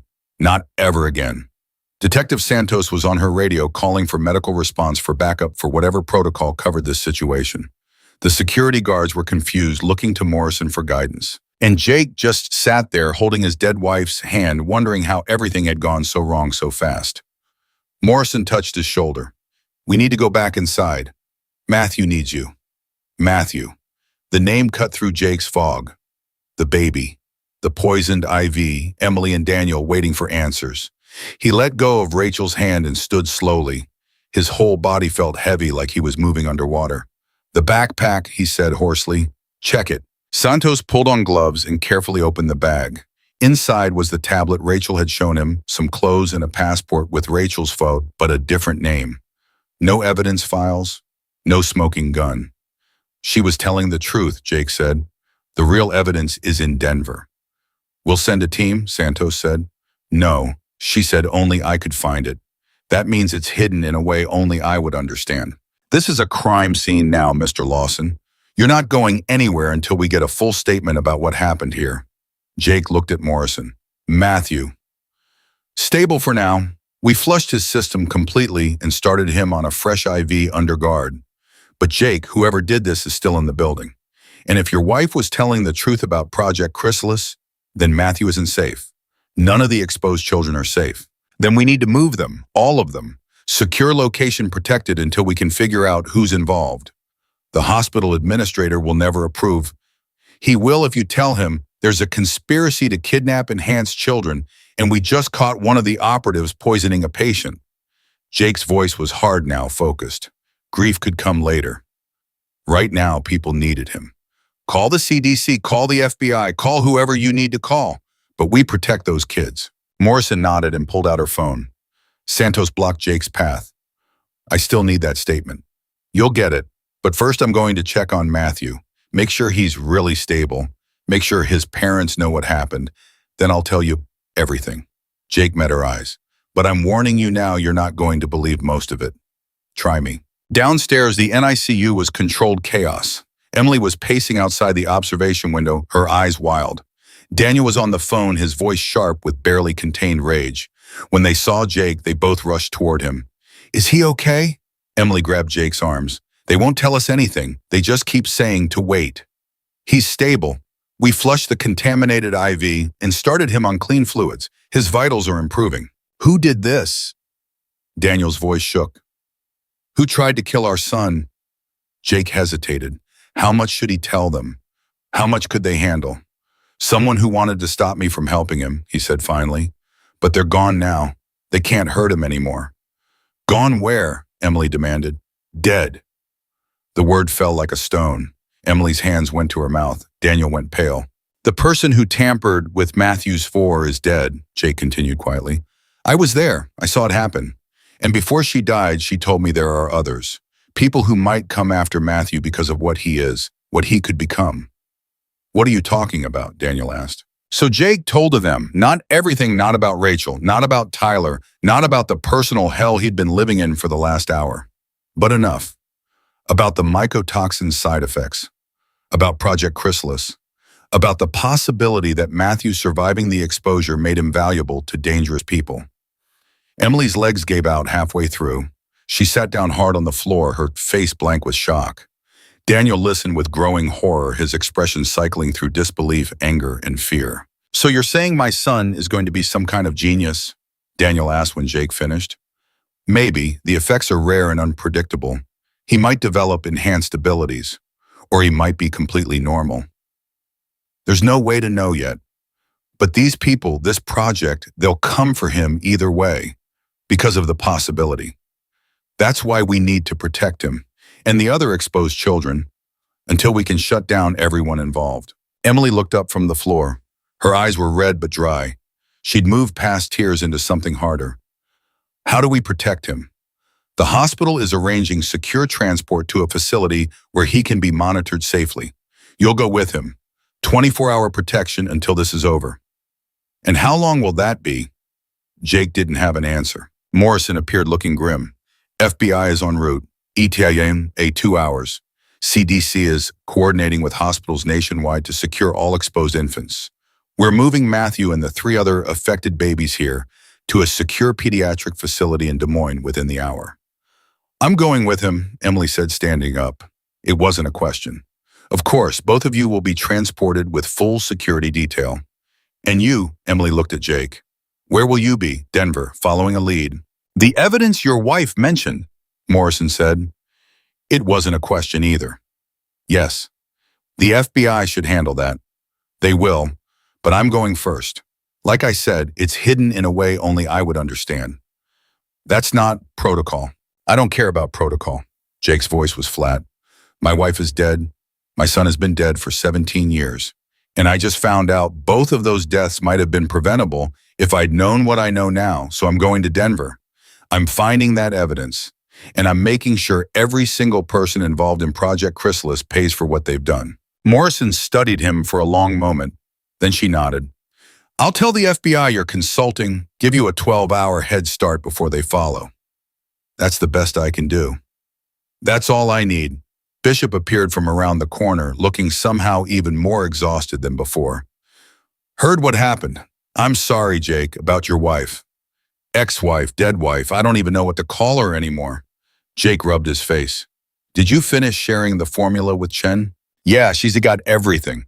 Full synthesis process, exact ratios, stabilization method. We can produce it at scale now if needed." Bishop paused. "But if what Rachel said is true, if saving these kids is feeding into some conspiracy, should we be making it easier? The kids didn't ask to be poisoned. They didn't ask to be part of anyone's project. They just want to live." Jake met his eyes. "We save them, then we protect them. That's the only moral choice. Even if it means creating super soldiers for whoever's running this operation. Even then, because the alternative is letting children die. And I won't do that. Not again." Bishop nodded slowly. "Okay, then what do you need from me?" "Go with the babies to Des Moines. Make sure the treatment protocol is followed correctly. Keep them safe." "What about you?" "I'm going to Denver. I'm finding Rachel's evidence.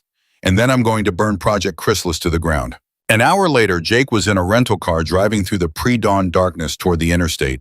His phone kept buzzing Detective Santos wanting that statement, Chen wanting updates, Morrison checking if he was okay. He ignored all of them. The drive to Denver would take 8 hours. 8 hours to think, to process, to grieve. But he couldn't afford to grieve yet. Not while there were children in danger. Not while the people responsible were still out there. Rachel had spent 15 years fighting this battle alone, destroying herself in the process, losing everything that made her who she was. Jake wouldn't make that mistake. He'd find the evidence, hand it over to the authorities, make sure it was handled properly, publicly, permanently, and then he'd let himself feel everything that was building up inside him like a scream. His phone rang again. This time he answered. "Jake, it's Emily. Are you at the facility? Is Matthew okay?" "Yes, he's sleeping. They say he's going to be fine." Her voice was shaking. "But Jake, there's something you need to know. Something the doctors just found." Jake's hands tightened on the wheel. "What? Matthew isn't the only baby I have." The words didn't make sense at first. "What do you mean?" "I mean, I have another child, a daughter. She's 3 years old. I gave her up for adoption when I was 19. Before I met Daniel, before I got my life together." Emily was crying now. The adoption was supposed to be closed. No contact. But I just got a call from her adoptive mother. Someone broke into their house tonight. Tried to take her. Jake's blood went cold. "Where is she?" "Safe, for now." The mother scared them off. But Jake, the people who broke in, they knew things. They knew about Matthew. They knew about the mycotoxin exposure. They said my daughter was part of the protocol. "That's not possible. Your daughter was adopted 3 years ago, before any of this happened." "I know, but that's what they said." "And Jake, there's more. The mother told me my daughter has been sick. For the last 2 weeks, fever, seizures, all the same symptoms Matthew had." Jake pulled over to the side of the road. His mind was racing. If Emily's older daughter was sick with the same symptoms, and if Project Chrysalis knew about her, then the conspiracy was deeper than Rachel had revealed. They weren't just tracking babies exposed to the toxin accidentally. They were creating exposures deliberately, targeting specific bloodlines. "Where's your daughter now?" Jake asked. "Minnesota, St. Paul. The mother's taking her to the hospital." "Don't let her. Don't let them take her anywhere public. These people have connections in hospitals. That's how they identify and recruit the survivors." "Then what do I do?" "Give me the mother's number. I'll call her, get her to a safe location. Then I'll coordinate with the FBI to protect both children. You're going to Denver." "I'll make a detour. Minnesota's on the way." It wasn't, but Jake didn't care. "What's your daughter's name?" Emily was quiet for a moment. When she spoke again, her voice was barely a whisper. "Sophie. Her name is Sophie." "Okay, I'm going to keep Sophie safe, I promise. That's what you said about Matthew. And Matthew's alive, safe, protected. I keep my promises, Emily." After he hung up, Jake sat in the silent car watching the sun start to rise over the Iowa plains. Somewhere ahead of him was Denver and Rachel's evidence. Somewhere behind him was Matthew and the other exposed babies. And somewhere to the north was a 3-year-old girl named Sophie who was caught in a web she didn't even know existed. Too many people to save, too many directions to go. But Jake had spent 17 years running from his failures. Maybe it was time to stop running and start fighting back. He started the car and turned north toward Minnesota, his phone already dialing Bishop's number. "Change of plans," he said when Bishop answered. "I need you to do something for me." "Name it." "There's a house in Denver, my old house. I'm texting you the address. I need you to get there before the FBI does. Under the floorboards in Tyler's bedroom, there's a hidden compartment. Inside should be evidence files, documents, something. I need you to photograph everything and upload it to a secure server before you turn the originals over to the authorities. You don't trust the FBI. I don't trust anyone until I know how deep this conspiracy goes. Rachel said these people have connections everywhere. That means we need insurance. Multiple copies of the evidence in multiple hands." "Understood. I'll leave now." "Bishop, be careful. If they know I'm looking for the evidence, they might be watching the house." "I've been dodging government agents for 15 years, Jake. I'll be fine." After Bishop hung up, Jake called the number Emily had given him. It rang 4 times before a woman answered, her voice tight with fear. "Who is this? My name is Jake Lawson. I'm a friend of Emily Carter's. She told me what happened with Sophie." "How do I know you're really who you say you are?" "You don't. But Emily told me you were taking Sophie to the hospital, and I'm telling you, that's the worst thing you could do. The people who broke into your house have connections in the medical system. If you take her to a hospital, they'll find her. Then what am I supposed to do? My daughter is dying. I know, and I can help her. I've treated this before, but you need to trust me and do exactly what I say."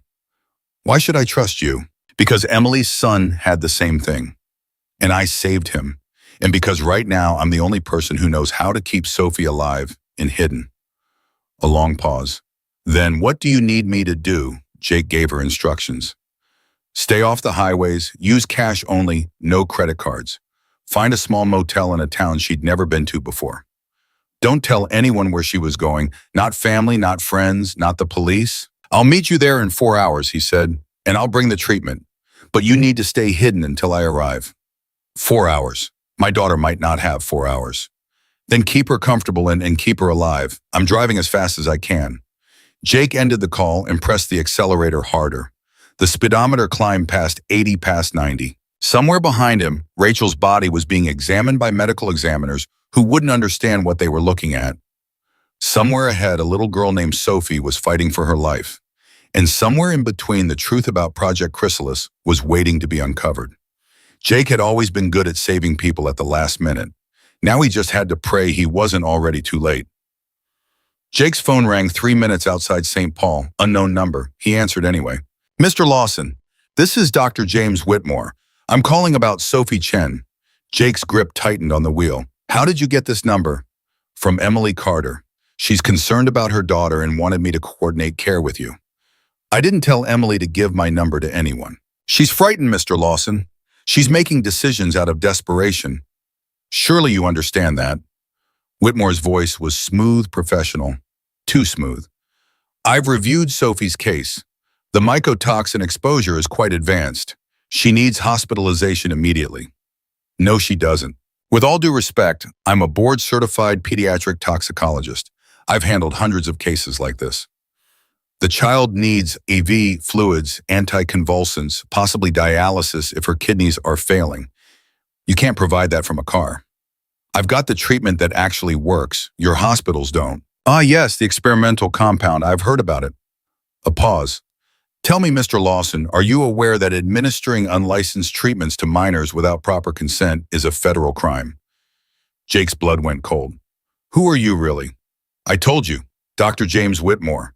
I work at Children's Hospital in Minneapolis. I've been treating mycotoxin cases that didn't exist until 3 weeks ago. Cases that nobody knew to diagnose until I showed them how." Jake pulled over again, his mind racing.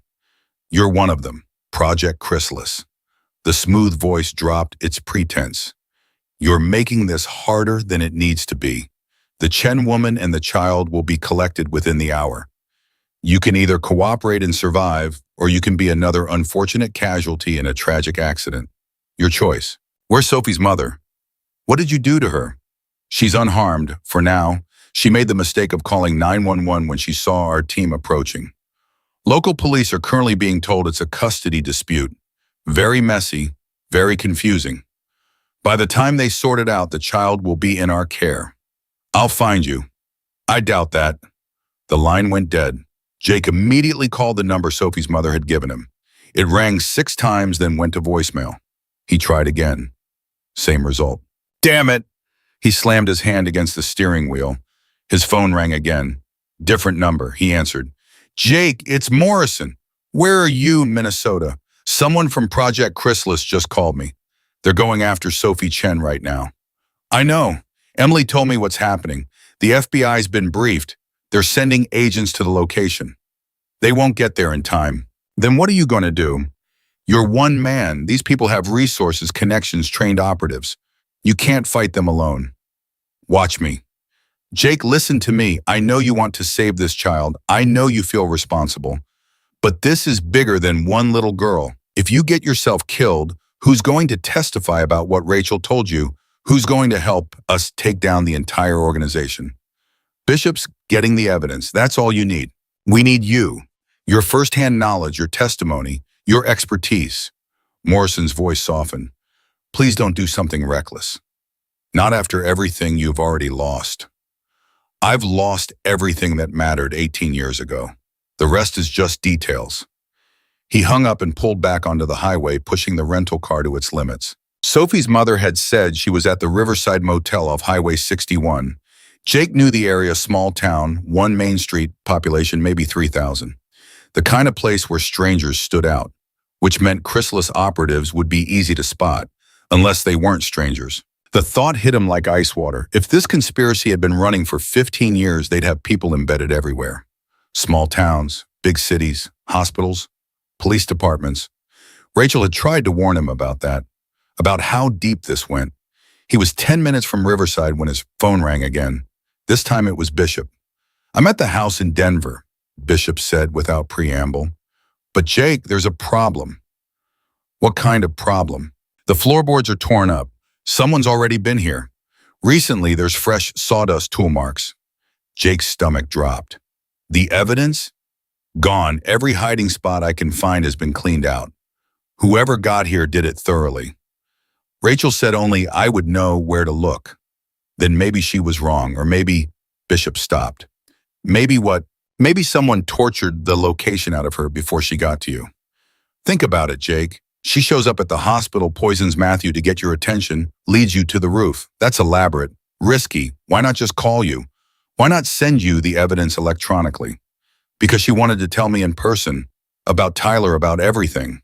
Or because she was being watched and needed to create a distraction, a public scene that would draw attention while someone else cleaned out the evidence. Jake's mind raced through the timeline. Rachel on the roof dying in his arms, the timing of her arrival, the precision of her plan. She knew she was compromised, he said slowly. She knew they'd found her. So she came to warn me, to point me toward the evidence before they could destroy it all. But they were ahead of her. Which means the evidence is gone, and Rachel died for nothing. No, Jake's voice hardened. She died making sure I knew the truth, that I knew what we're up against. That's not nothing.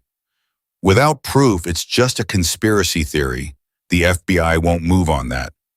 Then we get new proof. We find it ourselves. How? By saving Sophie Chen, by keeping her alive and safe until we can figure out who's running this operation.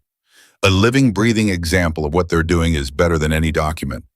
Jake, if they're willing to kill to protect this secret, I know what they're willing to do. I'm willing to do more. He ended the call and focused on the road. 5 minutes to Riverside.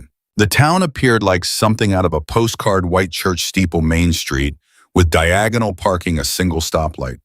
The Riverside Motel was at the edge of town, a U-shaped building with 12 rooms and a flickering neon sign. Jake pulled into a gas station across the street and parked where he could watch the motel. There were 3 cars in the lot, a blue sedan with Minnesota plates, a white SUV with rental company stickers, and a black truck with tinted windows. The truck's engine was running. Jake got out and walked across the street, keeping his movements casual. Just another traveler stopping for the night. His eyes scanned the motel office, empty. The individual room doors all closed except for room 7.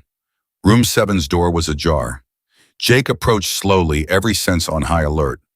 Through the crack in the door, he could hear voices. A woman crying, a man speaking in low, threatening tones. "Don't make this harder than it has to be. Give us the child and you walk away. Simple. She's my daughter." The woman's voice was ragged with fear. "Please, she's just a baby. She's sick. She needs help." "She'll get help, the best care available, but you need to let her go." Jake pushed the door open. Inside, a woman in her 30s was backed against the wall, holding a small child wrapped in blankets. The child was clearly Sophie, pale, feverish, her breathing shallow. 2 men in dark suits stood between the woman and the door. Professional. Not trying to hide it. All 3 turned when Jake entered. "Room service," Jake said flatly. One of the men smiled. "Wrong room, move along." "I don't think so." Jake stepped fully inside and closed the door behind him. "I'm here for Sophie." The second man's hand moved toward his jacket. Jake was faster. He grabbed the room's desk lamp and threw it in one smooth motion. It hit the man square in the face, sending him stumbling backward. Jake closed the distance before the first man could draw his weapon, driving his elbow into the man's throat. The man went down gasping. Jake grabbed his gun, turned it on the second man who was recovering from the lamp strike. "Don't," Jake said. The man froze, blood running from his nose. "You," Jake gestured with the gun, "on the floor, hands behind your head." The man complied slowly, his eyes calculating, looking for an opening. "You too," Jake said to the first man who was still clutching his throat. Once both men were down, Jake turned to Sophie's mother. "Are you hurt?" She shook her head, tears streaming down her face. "How did you—" "Emily said you'd come, but I didn't. Is she okay? Has she had seizures?" "2 in the last hour. I don't know what to do. She's getting worse." Jake holstered the gun in his waistband and moved to examine Sophie. The child's skin was hot to the touch, her pulse rapid and thready. Classic late-stage mycotoxin exposure. "I need to get her to safety and start treatment. But these two," he glanced at the men on the floor, "they'll call for backup the second we leave. Then we tie them up," the woman said, her voice steadier now. "My husband was military. I know how." While she worked on securing the two operatives with bed sheets and electrical cords, Jake called Bishop. "Change of plans? I've got Sophie. We're mobile. I need you to meet me halfway between Denver and St. Paul with the treatment compound." "That's a 12-hour drive minimum." "Then start driving. Sophie doesn't have 12 hours, but she might have 6 if I can keep her stable." "Where's the meeting point?" "There's a truck stop outside Des Moines. Big one, 24-hour. Meet me there in 6 hours." "Jake, if you're being followed." "I'll make sure I'm not. Just be there." He hung up and turned to Sophie's mother. "What's your name?" "Linda. Linda's Chen." "Okay, Linda, we need to move fast. Take only what you absolutely need. We're ditching your car and taking mine." "Where are we going?" "Somewhere safe. I'll explain on the way." They were crossing the parking lot when the black truck's doors opened. 4 more men stepped out, larger than the first 2, more heavily armed. Jake pushed Linda and Sophie behind him and drew the gun. "Get to my car, now!" Linda ran, Jake back toward the rental car, keeping the gun trained on the approaching men. "That's not your weapon," one of them called out. "And you're not a killer. We did our homework on you, Lawson. Army medic. Never fired a shot in combat. Always patching people up, never taking them down." "I'm having a bad week. Don't test me. Put the gun down. Walk away. This doesn't concern you anymore." "That child is dying because of you people. It concerns me. The child is valuable because of us. We gave her the gift. Now we're collecting on our investment." Jake's blood ran cold. "You exposed her on purpose." "Of course we did. Sophie Chen has the genetic markers we're looking for. Smart bloodline, resilient immune system. No history of mental illness. Perfect candidate." The man smiled. "Just like her brother Matthew. Emily Carter gave us 2 exceptional subjects. We should send her a thank you card." "Matthew was random. The hospital mold wasn't random at all. We released the spores deliberately, timed the accidental pipe burst, monitored every baby born in that window. Matthew was the only one who showed the markers. Pure luck." The man took a step closer. "But Sophie, we've been grooming her for 3 years. Controlled exposure, carefully measured doses. She's our most successful subject to date." Jake's hands shook on the gun. 3 years. They'd been poisoning a child for 3 years. "You're monsters. We're visionaries. In 20 years, Sophie and children like her will lead the world. Enhanced cognition, pattern recognition that makes quantum computers look slow, immunity to most diseases. They'll be the next step in human evolution. They'll be your slaves. They'll be grateful. Now put down the gun." Jake fired, not at the man at the black truck's front tire. The shot was deafening in the quiet night. The tire exploded with a bang. The men scattered, drawing their own weapons. Jake ran for the rental car, where Linda was already in the passenger seat. Sophie clutched against her chest. Bullets punched through the motel's walls as Jake dove into the driver's seat. He started the engine and floored it, tires screaming as they fishtailed out of the parking lot. In the rearview mirror, he saw the men running for another vehicle. He had maybe 30 seconds lead. "Buckle up," he told Linda, "and hold on to Sophie. This is going to get rough." He turned onto the highway, going 60, accelerating to 90 within seconds. The road was empty, dark. Behind them, headlights appeared growing closer. They're following us. Linda's voice was high with panic. I know. Just keep Sophie still. Try to keep her comfortable. The child whimpered a weak sound that tore at Jake's heart. She was running out of time.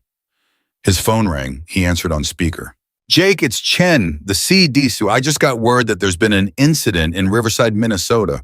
Something about gunshots and... That was me. I've got Sophie Chen. I'm heading to Des Moines to meet Bishop and get the treatment. But I've got hostiles pursuing. How many? At least 4. Armed, professional. I'm coordinating with local law enforcement. Where are you exactly? Jake checked the road signs. Highway 61 southbound, about 10 miles past Riverside. Minnesota State Patrol is 20 minutes from your location. Can you evade until then? Jake glanced in the mirror. The pursuing vehicle was gaining. I'll try. He took the next exit without slowing, the rental car's tires barely holding the road. Behind him, the pursuit vehicle overshot the exit brake lights, flashing as they tried to correct. Jake gained 100 yards, maybe 200. He killed his headlights and turned onto a dark county road, navigating by moonlight. What are you doing? Linda whispered. Buying time. He drove blind for 3 minutes, then pulled behind an abandoned barn and cut the engine, rolled down the windows to listen. For a moment, nothing. Just the sound of Sophie's labored breathing and the tick of the cooling engine. Then in the distance, the sound of a vehicle driving slowly past, searching. Jake waited. 5 minutes. 10. The sound faded. Are they gone? Linda asked. For now, but they'll widen the search grid. We need to keep moving. He started the engine again, kept the headlights off, and navigated back to the main highway using his phone's GPS. Once they were back on Highway 61, he turned the lights on and resumed speed. Who are these people? Linda asked. Why do they want Sophie? Because you saved her life 3 years ago. If you'd let her die when she first got sick, she'd be useless to them. But you got her treatment. She survived, and now her brain is different. Enhanced. They want to use her. Enhanced how? She'll be smarter than normal kids. Learn faster, remember more, see patterns others miss. It's a side effect of surviving the mycotoxin exposure. And that's bad. It is when people want to turn her into a weapon. Linda's arms tightened around Sophie. I won't let them. Neither will I. They drove in silence for 20 minutes. Then Jake's phone rang again. Bishop, I'm making good time. I'll be at the Des Moines truck stop in 4 hours instead of 6. Sophie might not have 4 hours. Then keep her alive. Cold compress on her forehead to manage the fever. Monitor her breathing. If she starts seizing, lay her on her side so she doesn't choke. You know this, Jake. I know. Jake's voice caught. I can't lose another one. You won't. I'm bringing enough compound for 3 full treatment courses. Even if she's worse than Matthew was, we can handle it. After Bishop hung up, Linda spoke quietly. You said another one. You've lost a child before. Jake didn't answer at first. His hands gripped the steering wheel, knuckles white. My son, he said finally. Tyler, he was 3, same age as Sophie, same toxin killed him. I'm sorry. Me too. Is that why you do this, try to save other people's children? I don't try. I succeed. Or I die trying. Linda was quiet for a moment. Then Emily told me you were a hero, that you saved her son when 20 doctors couldn't. But you don't look like a hero. You look like a man who's running from something. Maybe I'm both. Sophie made a small sound. Linda looked down at her daughter, stroked her hair gently. She's so hot, and her breathing is getting worse. Jake checked his watch. 3 more hours to Des Moines. 3 hours to keep this child alive. Talk to her, he said. Let her hear your voice. It helps. Even if she can't respond, she knows you're there. Linda started singing softly, a lullaby simple and sweet. Sophie's breathing didn't improve, but it didn't get worse either. Jake drove faster. They were an hour outside Des Moines when Sophie had another seizure. Her small body went rigid, her eyes rolling back. Linda screamed, Pull over, we need to stop. We can't stop. We're too exposed out here. She's dying. She's seizing. It's different. Turn her on her side like Bishop said. Make sure her airway is clear. Linda did, her hands shaking violently. The seizure lasted 45 seconds. When it ended, Sophie went completely limp. She's not breathing. Linda's voice broke. She's not breathing. Jake risked a glance over.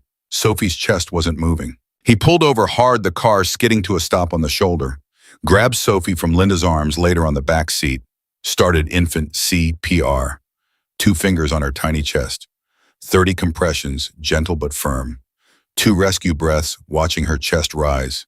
Repeat. Come on, Sophie. Come on. 30 more compressions, 2 more breaths. Please, please don't do this. He was back in another hospital 17 years ago. Another child. The same desperation, the same failure. I'm not losing you. You hear me? I'm not losing you. 30 compressions, 2 breaths. Sophie gasped, coughed, started breathing on her own. Jake nearly collapsed with relief. He handed her back to Linda and got back in the driver's seat, his hands still shaking. How much longer? Linda whispered. 45 minutes. She might not have 45 minutes. Then I'll drive faster. He pushed the rental car past its limits. The engine whined in protest. The speedometer hit 110, 120. 30 minutes outside Des Moines, his phone rang. Unknown number. He almost didn't answer. Jake Lawson. Who is this? My name is Dr. Elizabeth Moreau. I'm the director of Project Chrysalis. Jake's blood turned to ice. How did you get this number? I have access to everything, Mr. Lawson. Your phone records, your location, your travel patterns. I know you're currently driving south on Highway 61 with Linda Chen and her daughter. I know you're planning to meet Bishop at the Des Moines truck stop. I know everything. What do you want? To make you an offer, a good one, the kind that saves lives instead of destroying them. I'm not interested. Don't you want to hear it first? No. What if I told you we could save Sophie without Bishop's compound? We have our own treatment protocol, faster acting, more reliable. We could have a medical team to your location in 10 minutes. Your treatment turns children into your property. Our treatment gives children a future, a purpose. They become extraordinary instead of ordinary. They matter instead of disappearing into the background noise of humanity. Moreau's voice was calm, rational. What we're doing isn't evil, Mr. Lawson. It's evolution, and you could be part of it. By helping you kidnap and experiment on children. By helping us create a better world. Think about it. Disease resistance, enhanced intelligence, longer lifespans. These children will live to be 150, 200 years old. They'll solve problems that currently seem impossible. Climate change, poverty, war. All of it becomes manageable when you have minds like theirs working on solutions. At what cost? Some freedom in childhood, some conventional normalcy, small prices for what they gain. That's not your decision to make. It's theirs and their parents. Parents are short-sighted. They want their children to be happy and safe and average. We want them to be extraordinary. A pause. Your son, Tyler, could have been extraordinary. If you'd been there, if you'd known what to do, he could have been the first of a new generation instead of just another casualty. Jake's vision went red. Don't you dare. I'm stating facts. Tyler died because you were too far away and too ignorant. But you're here now. You're knowledgeable now. You could save Sophie. You could give her the life Tyler never got. All you have to do is bring her to us. Go to hell. Mr. Lawson, be reasonable. You're one man. We're a global organization. You can't protect Sophie forever. You can't protect any of them. Eventually, we'll collect what's ours. The only question is whether people get hurt in the process. If you touch that child, what will you do? You're not a killer. You're not even really a fighter. You're a medic who got lucky a few times, but your luck is running out. The line went dead. Jake's hands were shaking again. Not from fear, from rage. Was that them? Linda asked. The people chasing us, their boss. What did she want to convince me I'm fighting a losing battle? Are you? Jake looked in the rearview mirror. Sophie was still breathing, still hanging on, still fighting. No, he said. I'm not. The Des Moines truck stop appeared like an oasis. Bright lights, dozens of parked trucks, a 24-hour diner. Safe. Public. Witnesses. Jake pulled into the lot and immediately spotted Bishop's SUV. Bishop was standing beside it, the silver case in his hands. Jake parked and got out, helped Linda carry Sophie toward Bishop. She's worse than Matthew was, Bishop said, taking one look at the child. We need to start treatment immediately. Here, no time to be picky. Back seat of my car, I've got everything we need. They laid Sophie across the back seat.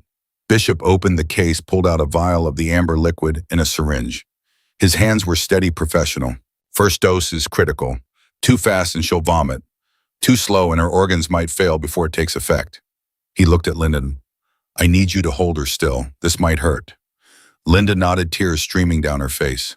Bishop administered the dose slowly, carefully. 2 milliliters over 5 minutes, just like with Matthew. Sophie's face scrunched up at the taste, but she swallowed. Now we wait, Bishop said. They didn't have to wait long. Headlights swept across the parking lot. Multiple vehicles moving fast. Jake recognized the black truck from Riverside. They'd changed the tire. They found us, he said. How? Bishop demanded. Jake pulled out his phone, stared at it. Moreau said she had access to everything. My location, my calls. They've been tracking me the whole time. He threw the phone as hard as he could. It shattered against the pavement. Get in the car, he told Bishop and Linda. We're moving again. Sophie just got her first dose. Moving her now could. Staying here definitely will. Jake helped Linda into Bishop's SUV, then climbed into the driver's seat. Bishop, you navigate. Find us somewhere defensible. The vehicles were closing in. Jake could see men getting out, spreading across the parking lot. He started the engine and drove straight toward them, playing chicken. At the last second, he swerved hard, clipping one of their vehicles and sending it spinning. Then they were on the highway again, racing into the darkness. Where are we going? Bishop shouted. I don't know. Just find us somewhere. Bishop pulled up a map on his tablet. There's a state park 20 miles east. Campground. Closed for the season. Remote. Perfect. Guide me there. Behind them, 3 vehicles were in pursuit. Gaining, they raced through the night, the only sound Sophie's shallow breathing and the roar of the engine. Jake's mind was racing. They couldn't keep running forever. Eventually, they'd run out of road, out of options. He needed a different plan. Bishop, he said, how many doses do you have? Enough for 3 full treatments. Why? Because we're going to need leverage. And the only thing Moreau wants more than Sophie is that formula. The ability to save these children after exposing them. You want to trade the formula for Sophie's safety? I want to make Moreau think I'm willing to trade. Then I want to destroy her entire operation. How? Jake's phone, the one Bishop had given him earlier, buzzed in his pocket. He pulled it out. A text from an unknown number. Your wife sent me something before she died. Said to give it to you if anything happened to her. Check your email. Jake's heart hammered. He handed the phone to Bishop. Check my email. Password is Tyler2009. Bishop typed quickly. His eyes widened. Jake, there are dozens of files here. Medical records, financial documents, facility locations. This is Rachel's insurance policy. She sent it to someone she trusted right before she came to find me. There's enough here to bring down the whole organization. Names, dates, evidence of illegal experimentation. This is exactly what we needed. Jake allowed himself a grim smile. Rachel hadn't died for nothing after all. Forward everything to Chen at the CDC. Copy the FBI. Hell, copy every news organization you can think of. Make sure it goes everywhere. Doing it now. In the backseat, Sophie made a small sound. Linda looked down at her, then gasped. Her fever, it's dropping. The treatment's working, Bishop said. Her body's responding. Jake checked the rearview mirror. The pursuit vehicles were still there, but they'd fallen back slightly. His new phone rang. Moreau again. You just made a terrible mistake, Mr. Lawson. Did I? Because I think I just ended your operation. You sent data, information, files that will take months to verify and years to prosecute. We have lawyers, resources, money. We'll be fine. You won't have test subjects anymore. Every family in those files is going to pull their kids out of your programs. Every hospital is going to be watching for your operatives. You're done. One battle doesn't win a war, and you just made yourself our primary target. Her voice went cold. I will find you. I will find Sophie, and I will make you watch while we take her. That's a promise. Come and try. He ended the call and turned to Bishop. How's Sophie? Temperature's down 2 degrees. Breathing is improving. Heart rate stabilizing. She's going to make it. Linda was sobbing with relief, holding her daughter close. Jake drove to the state park, pulled into the closed campground, and parked in the darkest, most defensible spot he could find. Then he got out and walked to the edge of the clearing, staring back toward the highway. The pursuit vehicles had stopped following. They'd given up. For now. Bishop joined him. You know they'll come back. Once they regroup, once they have a new plan. This isn't over. I know. So what do? We protect these kids. All of them. We find every child in those files and we make sure they're safe. We expose every operative, every facility, every piece of this operation until there's nothing left to hide. That could take years. Then it takes years. Jake turned to face him. I've spent 17 years running from my past. Maybe it's time I spent the next 17 making sure no other parent has to bury their child because of these monsters. Bishop nodded slowly. You'll need help. I know. I didn't drive 12 hours straight to quit now. They stood together in the darkness, two men who'd seen too much death and were finally ready to fight back. Inside the SUV, Linda was singing to Sophie again. The little girl's eyes were closed, but her breathing was steady, her color returning. She was going to live, and Jake was going to make damn sure she grew up free. The sun rose over the state park in shades of gold and pink. Jake hadn't slept. He'd spent the night sitting in the SUV's driver's seat watching the access road, his hand never far from the gun he'd taken from the chrysalis operative. Bishop had dozed fitfully in the passenger seat. Linda had stayed awake in the back, holding Sophie, monitoring every breath. The little girl had made it through the night. Her fever was gone. The seizures had stopped. Her color had returned from gray to healthy pink. She was going to live. Jake's phone buzzed, a text from Chen at the CDC. Received all files. FBI has opened formal investigation. 17 arrest warrants issued. You did it. He showed the message to Bishop, who read it and nodded grimly. 17 warrants. Out of how many operatives total? Rachel's files listed over 200 people involved at various levels. Doctors, administrators, recruiters, handlers. 17 is just the start. The ones they can prove criminal activity for, the rest will claim they didn't know, were just following orders, thought it was legitimate research. Probably. Jake rubbed his face, feeling the exhaustion in his bones. But it's something. It's more than we had yesterday. Linda stirred in the back seat. Is she really going to be okay long-term? Bishop turned to look at Sophie, who was sleeping peacefully now. The treatment worked. Her vitals are stable. Neurologically, she should recover fully. But the enhanced cognition Rachel mentioned, that's permanent, if it's real. If it's real, what does that mean for her? It means she'll be smarter than her peers, learn faster, remember more, see patterns others miss. Could be a gift, could be a curse. Depends on how it's handled. I don't want her to be different, Linda whispered. I just want her to be normal, safe, happy. She can still be all those things, Jake said. Just maybe a little sharper than a normal kid's. That's not the end of the world. Unless Chrysalis comes back for her. They won't. Not with the FBI watching. Not with their operation exposed.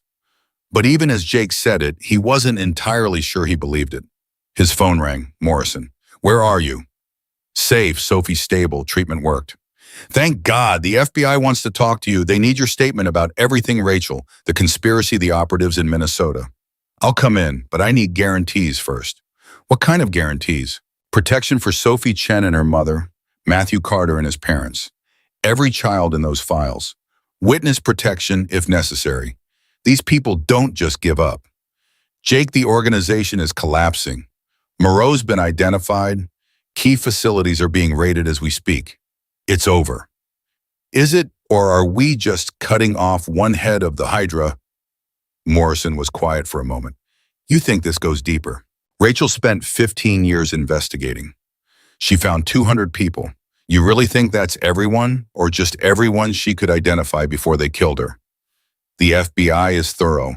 The FBI is government. And Rachel said Chrysalis had people in the government. How do we know the investigation isn't compromised? You're being paranoid. Rachel was paranoid too, and she was right about everything else. Morrison sighed. What do you want me to do? Keep Matthew and the other babies in that secure facility. Don't release them until we know for sure it's safe. And get Sophie and Linda into protective custody. somewhere off the books, somewhere the FBI doesn't even know about. I can't just hide witnesses from the FBI. Then have Chen do it. She's got the authority. Tell her it's a medical quarantine. Tell her whatever you need to tell her. But keep them safe. And what are you going to do? Jake looked at Bishop. We're going to finish what Rachel started. Track down every person she identified. Make sure they can't hurt anyone else. That's vigilante justice, Dwartham. That's making sure her death meant something. He hung up before Morrison could argue further. Bishop was watching him carefully. You know what you're suggesting is illegal, right? We can't just hunt down these people ourselves. Why not? They hunted children. They murdered my wife. They tried to murder Sophie and Matthew and God knows how many others. Jake's voice was hard. The law is slow. These people are fast. By the time the courts get around to prosecuting even half of them, they'll have disappeared or started over somewhere else. So what's the alternative? We become killers. We become protectors. We find them before they can run. We document everything. We hand it over to the authorities, but we don't wait for permission. That's still vigilante justice. Call it whatever you want. I'm doing it anyway. You don't have to come. Bishop was quiet for a long moment. Then he pulled out his tablet. Rachel's files. She had locations for 12 different facilities. Research labs, recruitment centers, training compounds. Most of them are probably being raided right now. But if even one was missed, then that's where we start. Linda leaned forward from the back seat. What about us? What about Sophie? Chen will set you up somewhere safe. New identities if necessary. You'll be protected. For how long? The rest of our lives. However long it takes. That's not fair to her. She's 3 years old. She should be in preschool making friends, living a normal life. Normal ended when they poisoned her, Jake said bluntly. I'm sorry, I wish it was different, but it's not. Linda's face crumpled. She held Sophie tighter, and Jake felt a sharp pain in his chest. This was what Chrysalis did. They destroyed normal. They destroyed families. They destroyed futures. And someone had to stop them. His phone rang again. Unknown number. He almost didn't answer, but something made him pick up. Mr. Lawson. The voice was male, older, with a slight British accent. My name is Dr. Marcus Webb. I worked with your wife. May I have a moment of your time? Jake's hand tightened on the phone. How did you get this number? Rachel gave it to me. Before she died, she said if anything happened to her, I should contact you.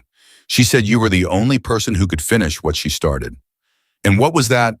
Destroying Project Chrysalis from the inside, which I'm pleased to say is now well underway thanks to the files you released. But there's something Rachel didn't include in those files. Something she kept separate because it was too dangerous to put in writing. What? The real purpose of the project. The children, the enhanced cognition, that's just the surface, the testing ground. The real goal is something much larger. Jake's blood went cold. What are you talking about? Project Chrysalis isn't about creating smart children. It's about creating a genetic database. Every child who survives exposure has their DNA sequenced, analyzed, cataloged.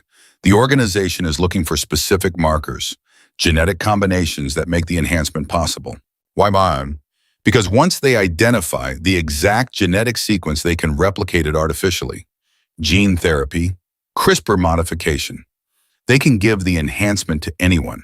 Adults, soldiers, operatives. Imagine an army of enhanced soldiers. Imagine politicians with photographic memories and pattern recognition that makes them nearly impossible to deceive. Imagine what that kind of power could do in the wrong hands. That's science fiction. It was science fiction 5 years ago. Now it's very close to reality. Rachel discovered the final piece of the puzzle 3 months ago. That's when they started hunting her seriously. That's why she had to fake her death and go underground. What was the final piece? A child, the perfect subject, the one whose DNA contained all the right markers in exactly the right combination. They've been searching for this child for years, and Rachel found them first. Jake's stomach dropped. Who? Sophie Chen. The words hung in the air like a death sentence. That's why they're so desperate to get her, Webb continued. She's not just another enhanced child. She's the genetic key to everything. With her DNA, they can perfect the process, replicate it at will, create their enhanced army. Then we need to hide her, permanently. Hiding won't work. They'll never stop looking. Her DNA is too valuable. Then what do? We give them what they want, but not the way they expect. Jake didn't like where this was going. Explain. We fake her death, create a convincing accident, car crash, fire, something that destroys the body beyond DNA recovery. Then we put her into deep cover with a completely new identity. New name, new family, new location. She disappears. Completely. Her mother will never agree to that. Her mother will, if it's the only way to keep her daughter alive. Jake looked back at Linda, who was listening with growing horror. You want me to give up my daughter, she said, forever. I want you to save her life, Webb corrected. If Chrysalis thinks she's dead, they'll move on. Find another candidate. It might take them years, maybe decades. By then, Sophie will be an adult. She can make her own choices about how to live her life. And in the meantime, I'm supposed to pretend she never existed. You could see her occasionally, under carefully controlled circumstances. But yes, essentially, you'd have to let her go. No, Linda's voice was fierce. Absolutely not. I've already given her up once. I'm not doing it again. Then you're condemning her to a life of running, of hiding, of never feeling safe. Is that what you want for her? Linda didn't answer. Tears streamed down her face. Jake's mind was racing. Webb's plan made a terrible kind of sense. But asking a mother to give up her child, even to save that child's life, was cruel beyond words. There has to be another way, he said. If there is, I haven't found it, and I've been looking for 3 years. Webb paused. Rachel trusted me. She said you would too. She said you'd do whatever it took to protect these children. I will, but not like this. Not by destroying what we're trying to save. Sometimes destruction is the only path to preservation. Sometimes you have to lose everything to keep what matters most. The line went dead. Jake sat in silence, his mind churning. Bishop was watching him. Linda was crying in the back seat, and Sophie slept on, oblivious to the forces fighting over her future. We're not faking her death, Jake said finally. We're not taking her from her mother. That's not protecting her. That's doing Chrysalis's work for them. Then what? Bishop asked. We go public. Completely public. We put Sophie's face on every news channel. We tell her story. We make her so visible that Chrysalis can't touch her without exposing themselves. That's the opposite of hiding. Exactly. Hiding didn't work for Rachel, didn't work for Tyler. Maybe the answer isn't running. Maybe it's standing in the light where everyone can see. That's incredibly dangerous, Lee. So is everything else. At least this way, Sophie gets to stay with her mother, gets to have some kind of normal childhood. Under protection, sure. Under scrutiny, definitely. But alive and together. Linda looked up, hope dawning in her eyes. You really think that would work? I don't know, but I think it's worth trying. Bishop pulled up news sites on his tablet. The story is already breaking. The CDC's report on the mycotoxin exposure. The FBI investigation into illegal human experimentation. It's all over the major outlets. Then we add to it. We give them a face, a survivor, a child who deserves to grow up free. Jake called Chen. I need your help. I want to arrange a press conference. Sophie, Chen, Matthew Carter, and the other exposed children. We show the world what Chrysalis did. We make it impossible for them to operate in the shadows. That's a huge risk. You're painting targets on these children. The targets are already there. We're just making them visible so people can help us protect them. Chen was quiet for a long moment. I'll make some calls. But Jake, if this goes wrong, if even one of these children gets hurt because of the publicity, it'll be on me, I know, but doing nothing is worse. He hung up and turned to Linda. You don't have to do this. It's your choice. But if you do, I promise I'll protect her. With my life if necessary. Linda looked down at Sophie. The little girl stirred, opened her eyes, looked up at her mother and smiled. Mama, she whispered, her first word in days. Linda's tears fell harder. Okay, we'll do it, but you better keep that promise. I will. The press conference was held 2 days later at the CDC headquarters in Atlanta. Security was massive. FBI agents, private security, even some military personnel Chen had called in as favors. Every person entering the building was screen-searched, verified. Sophie was there looking small and fragile in her mother's arms. Matthew was there too with Emily, and Daniel flanking him protectively.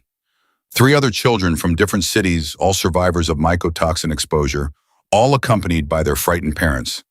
And Jake stood beside them all, his face grim but determined.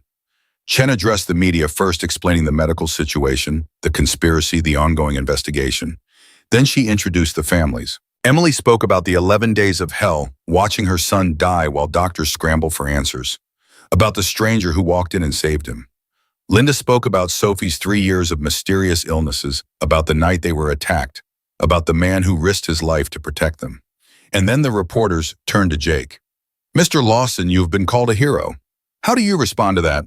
Jake looked at the cameras, at the reporters, at the millions of people who would watch this later. "I'm not a hero.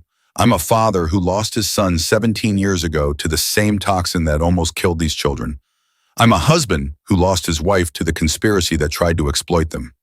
I'm just a man who's tired of watching innocent people to suffer while evil people profit. What do you want to see happen to the people responsible? I want them prosecuted to the fullest extent of the law. I want every facility shut down, every operative arrested, every victim compensated. But more than that, and I want these children protected. I want them to grow up safe and free without fear of being kidnapped or experimented on or turned into weapons. Do you think that's possible given how deep this conspiracy goes? It has to be, because the alternative is unacceptable." Another reporter. "There are reports that you've been working outside official channels, that you've taken matters into your own hands. How do you respond to accusations of vigilante justice?" Jake met the camera's eye directly. "I respond by saying that when the system fails to protect the innocent, good people have to step up. I've done what needed to be done to keep these children alive, and I'll keep doing it official channels, or not until every single person involved in Project Chrysalis is held accountable." The room erupted with questions. Chen stepped in, called the conference to a close. But the damage, or rather the impact, was done. Jake's face was on every news channel within an hour. The story went viral. Social media exploded with outrage, support conspiracy theories, and calls for justice. And in the shadows, the people who ran Project Chrysalis watched and calculated their next move. That night, Jake sat in a secure hotel room with Bishop, reviewing everything they had accomplished. The press conference, the FBI investigation, the public outcry. "We did good today," Bishop said. "We started something. Whether it's good remains to be seen." Jake's phone buzzed, a text from an unknown number. "You made a powerful enemy today, but you also made powerful friends. People who believe in what you're doing. People who want to help. If you're serious about destroying Chrysalis, contact me. I can give you resources the government can't." There was a phone number attached. Jake showed it to Bishop. "What do you think? Could be a trap. Could be our next lead. You really want to keep going and after everything." Jake thought about Tyler, about Rachel, about Sophie and Matthew and all the children whose names he didn't even know yet. "Yeah," he said, "I really do." He dialed the number. A woman answered, not Moreau, someone older, wiser sounding. "Mr. Lawson? I was hoping you'd call." "Who are you?" "Someone who's been fighting Chrysalis longer than your wife did. Someone with resources, connections, and a very personal stake in seeing them destroyed." "Why should I trust you?" "Because 17 years ago, my grandson was killed by mycotoxin exposure in a small town in Colorado. The doctors called it a tragic accident. I called it murder. I've been investigating ever since. And I've been waiting for someone like you, someone who understands, someone who won't stop." Jake's heart was pounding. "What do you want from me?" "I want to help you finish this. Properly. Permanently. So no other family has to bury a child because of these monsters." "What's your name?" "Catherine Wells. And I have evidence that will make your wife's files look like the tip of the iceberg." Jake looked at Bishop, who nodded slowly. "Okay, Catherine Wells, tell me what you've got." 3 months later, Jake stood in a courtroom in Washington, D.C., watching as the final defendant in the Chrysalis trial was sentenced. Dr. Elizabeth Moreau. 45 years in federal prison, no possibility of parole. She looked at him as they led her away. No anger, no fear, just cold calculation. "This isn't over," she mouthed. Maybe not, but it was a start. Outside the courthouse, reporters swarmed. Jake pushed through them without comment. He'd said everything he needed to say months ago. Emily and Daniel were waiting with Matthew, who was now healthy, bright-eyed, already showing signs of the enhanced cognition Rachel had described. He was learning to read at 18 months old. His pediatrician called it remarkable. Jake called it bittersweet. Linda was there too with Sophie. The little girl had grown. Her illness was a fading memory. She was laughing, playing, acting like any normal 4-year-old. Except she wasn't normal, would never be normal, but she was alive and free and loved. That was enough. Bishop approached Catherine Wells beside him. The old woman had become their patron, their backer, their connection to resources Jake had never dreamed of accessing. Together, they'd attract down 73 additional chrysalis operatives, shut down 9 more facilities, saved 14 more children from exposure programs. "What's next?" Bishop asked. Jake looked at the families, at the children playing in the sunshine, unaware of how close they'd come to destruction. "We keep going," he said. Rachel's files showed 200 people. Catherine's evidence named 300 more. That's 500 we know about. How many are still out there that we don't know about? Could be thousands. Then we find them, all of them, however long it takes. Catherine smiled grimly. "I've got funding for 5 more years of operations. After that, we'll see." 5 years, Jake repeated. Tyler would have been 22 now, old enough to help with this fight, old enough to make a difference. "He is making a difference," Emily said quietly. "Through you, through what you're doing. He's saving lives even though he's gone." Jake's throat tightened. He nodded, not trusting himself to speak. Sophie ran over, grabbed his hand. "Uncle Jake, watch me do a cartwheel." She'd started calling him that a month ago. He hadn't corrected her. He watched her cartwheel across the grass, laughing when she landed wrong and tumbled. Watched Linda help her up, dust her off, send her running back for another try. This was what he'd been fighting for. Not revenge, not justice. Moments like this, children laughing, families whole, futures possible. Matthew toddled over, babbling something that might have been a sentence. Emily scooped him up, kissed his head. Daniel put his arm around them both. A family, together, alive. Because 17 years ago, a father lost his son and vowed never to let it happen again. Because a wife spent 15 years fighting a war in the shadows to protect children she'd never meet. Because a biker crashed outside a hospital at exactly the wrong moment that turned out to be exactly the right one. Because sometimes the broken people are the ones strong enough to save everyone else. Jake looked up at the sky, imagining Tyler up there somewhere watching. Imagining Rachel beside him, finally at peace. "We did it," he whispered. "We saved them." And in that moment, standing in the sunshine, surrounded by the children who lived. Because he refused to give up, Jake Lawson finally let himself believe it. The war wasn't over. It might never be over. But today, right now, they'd won.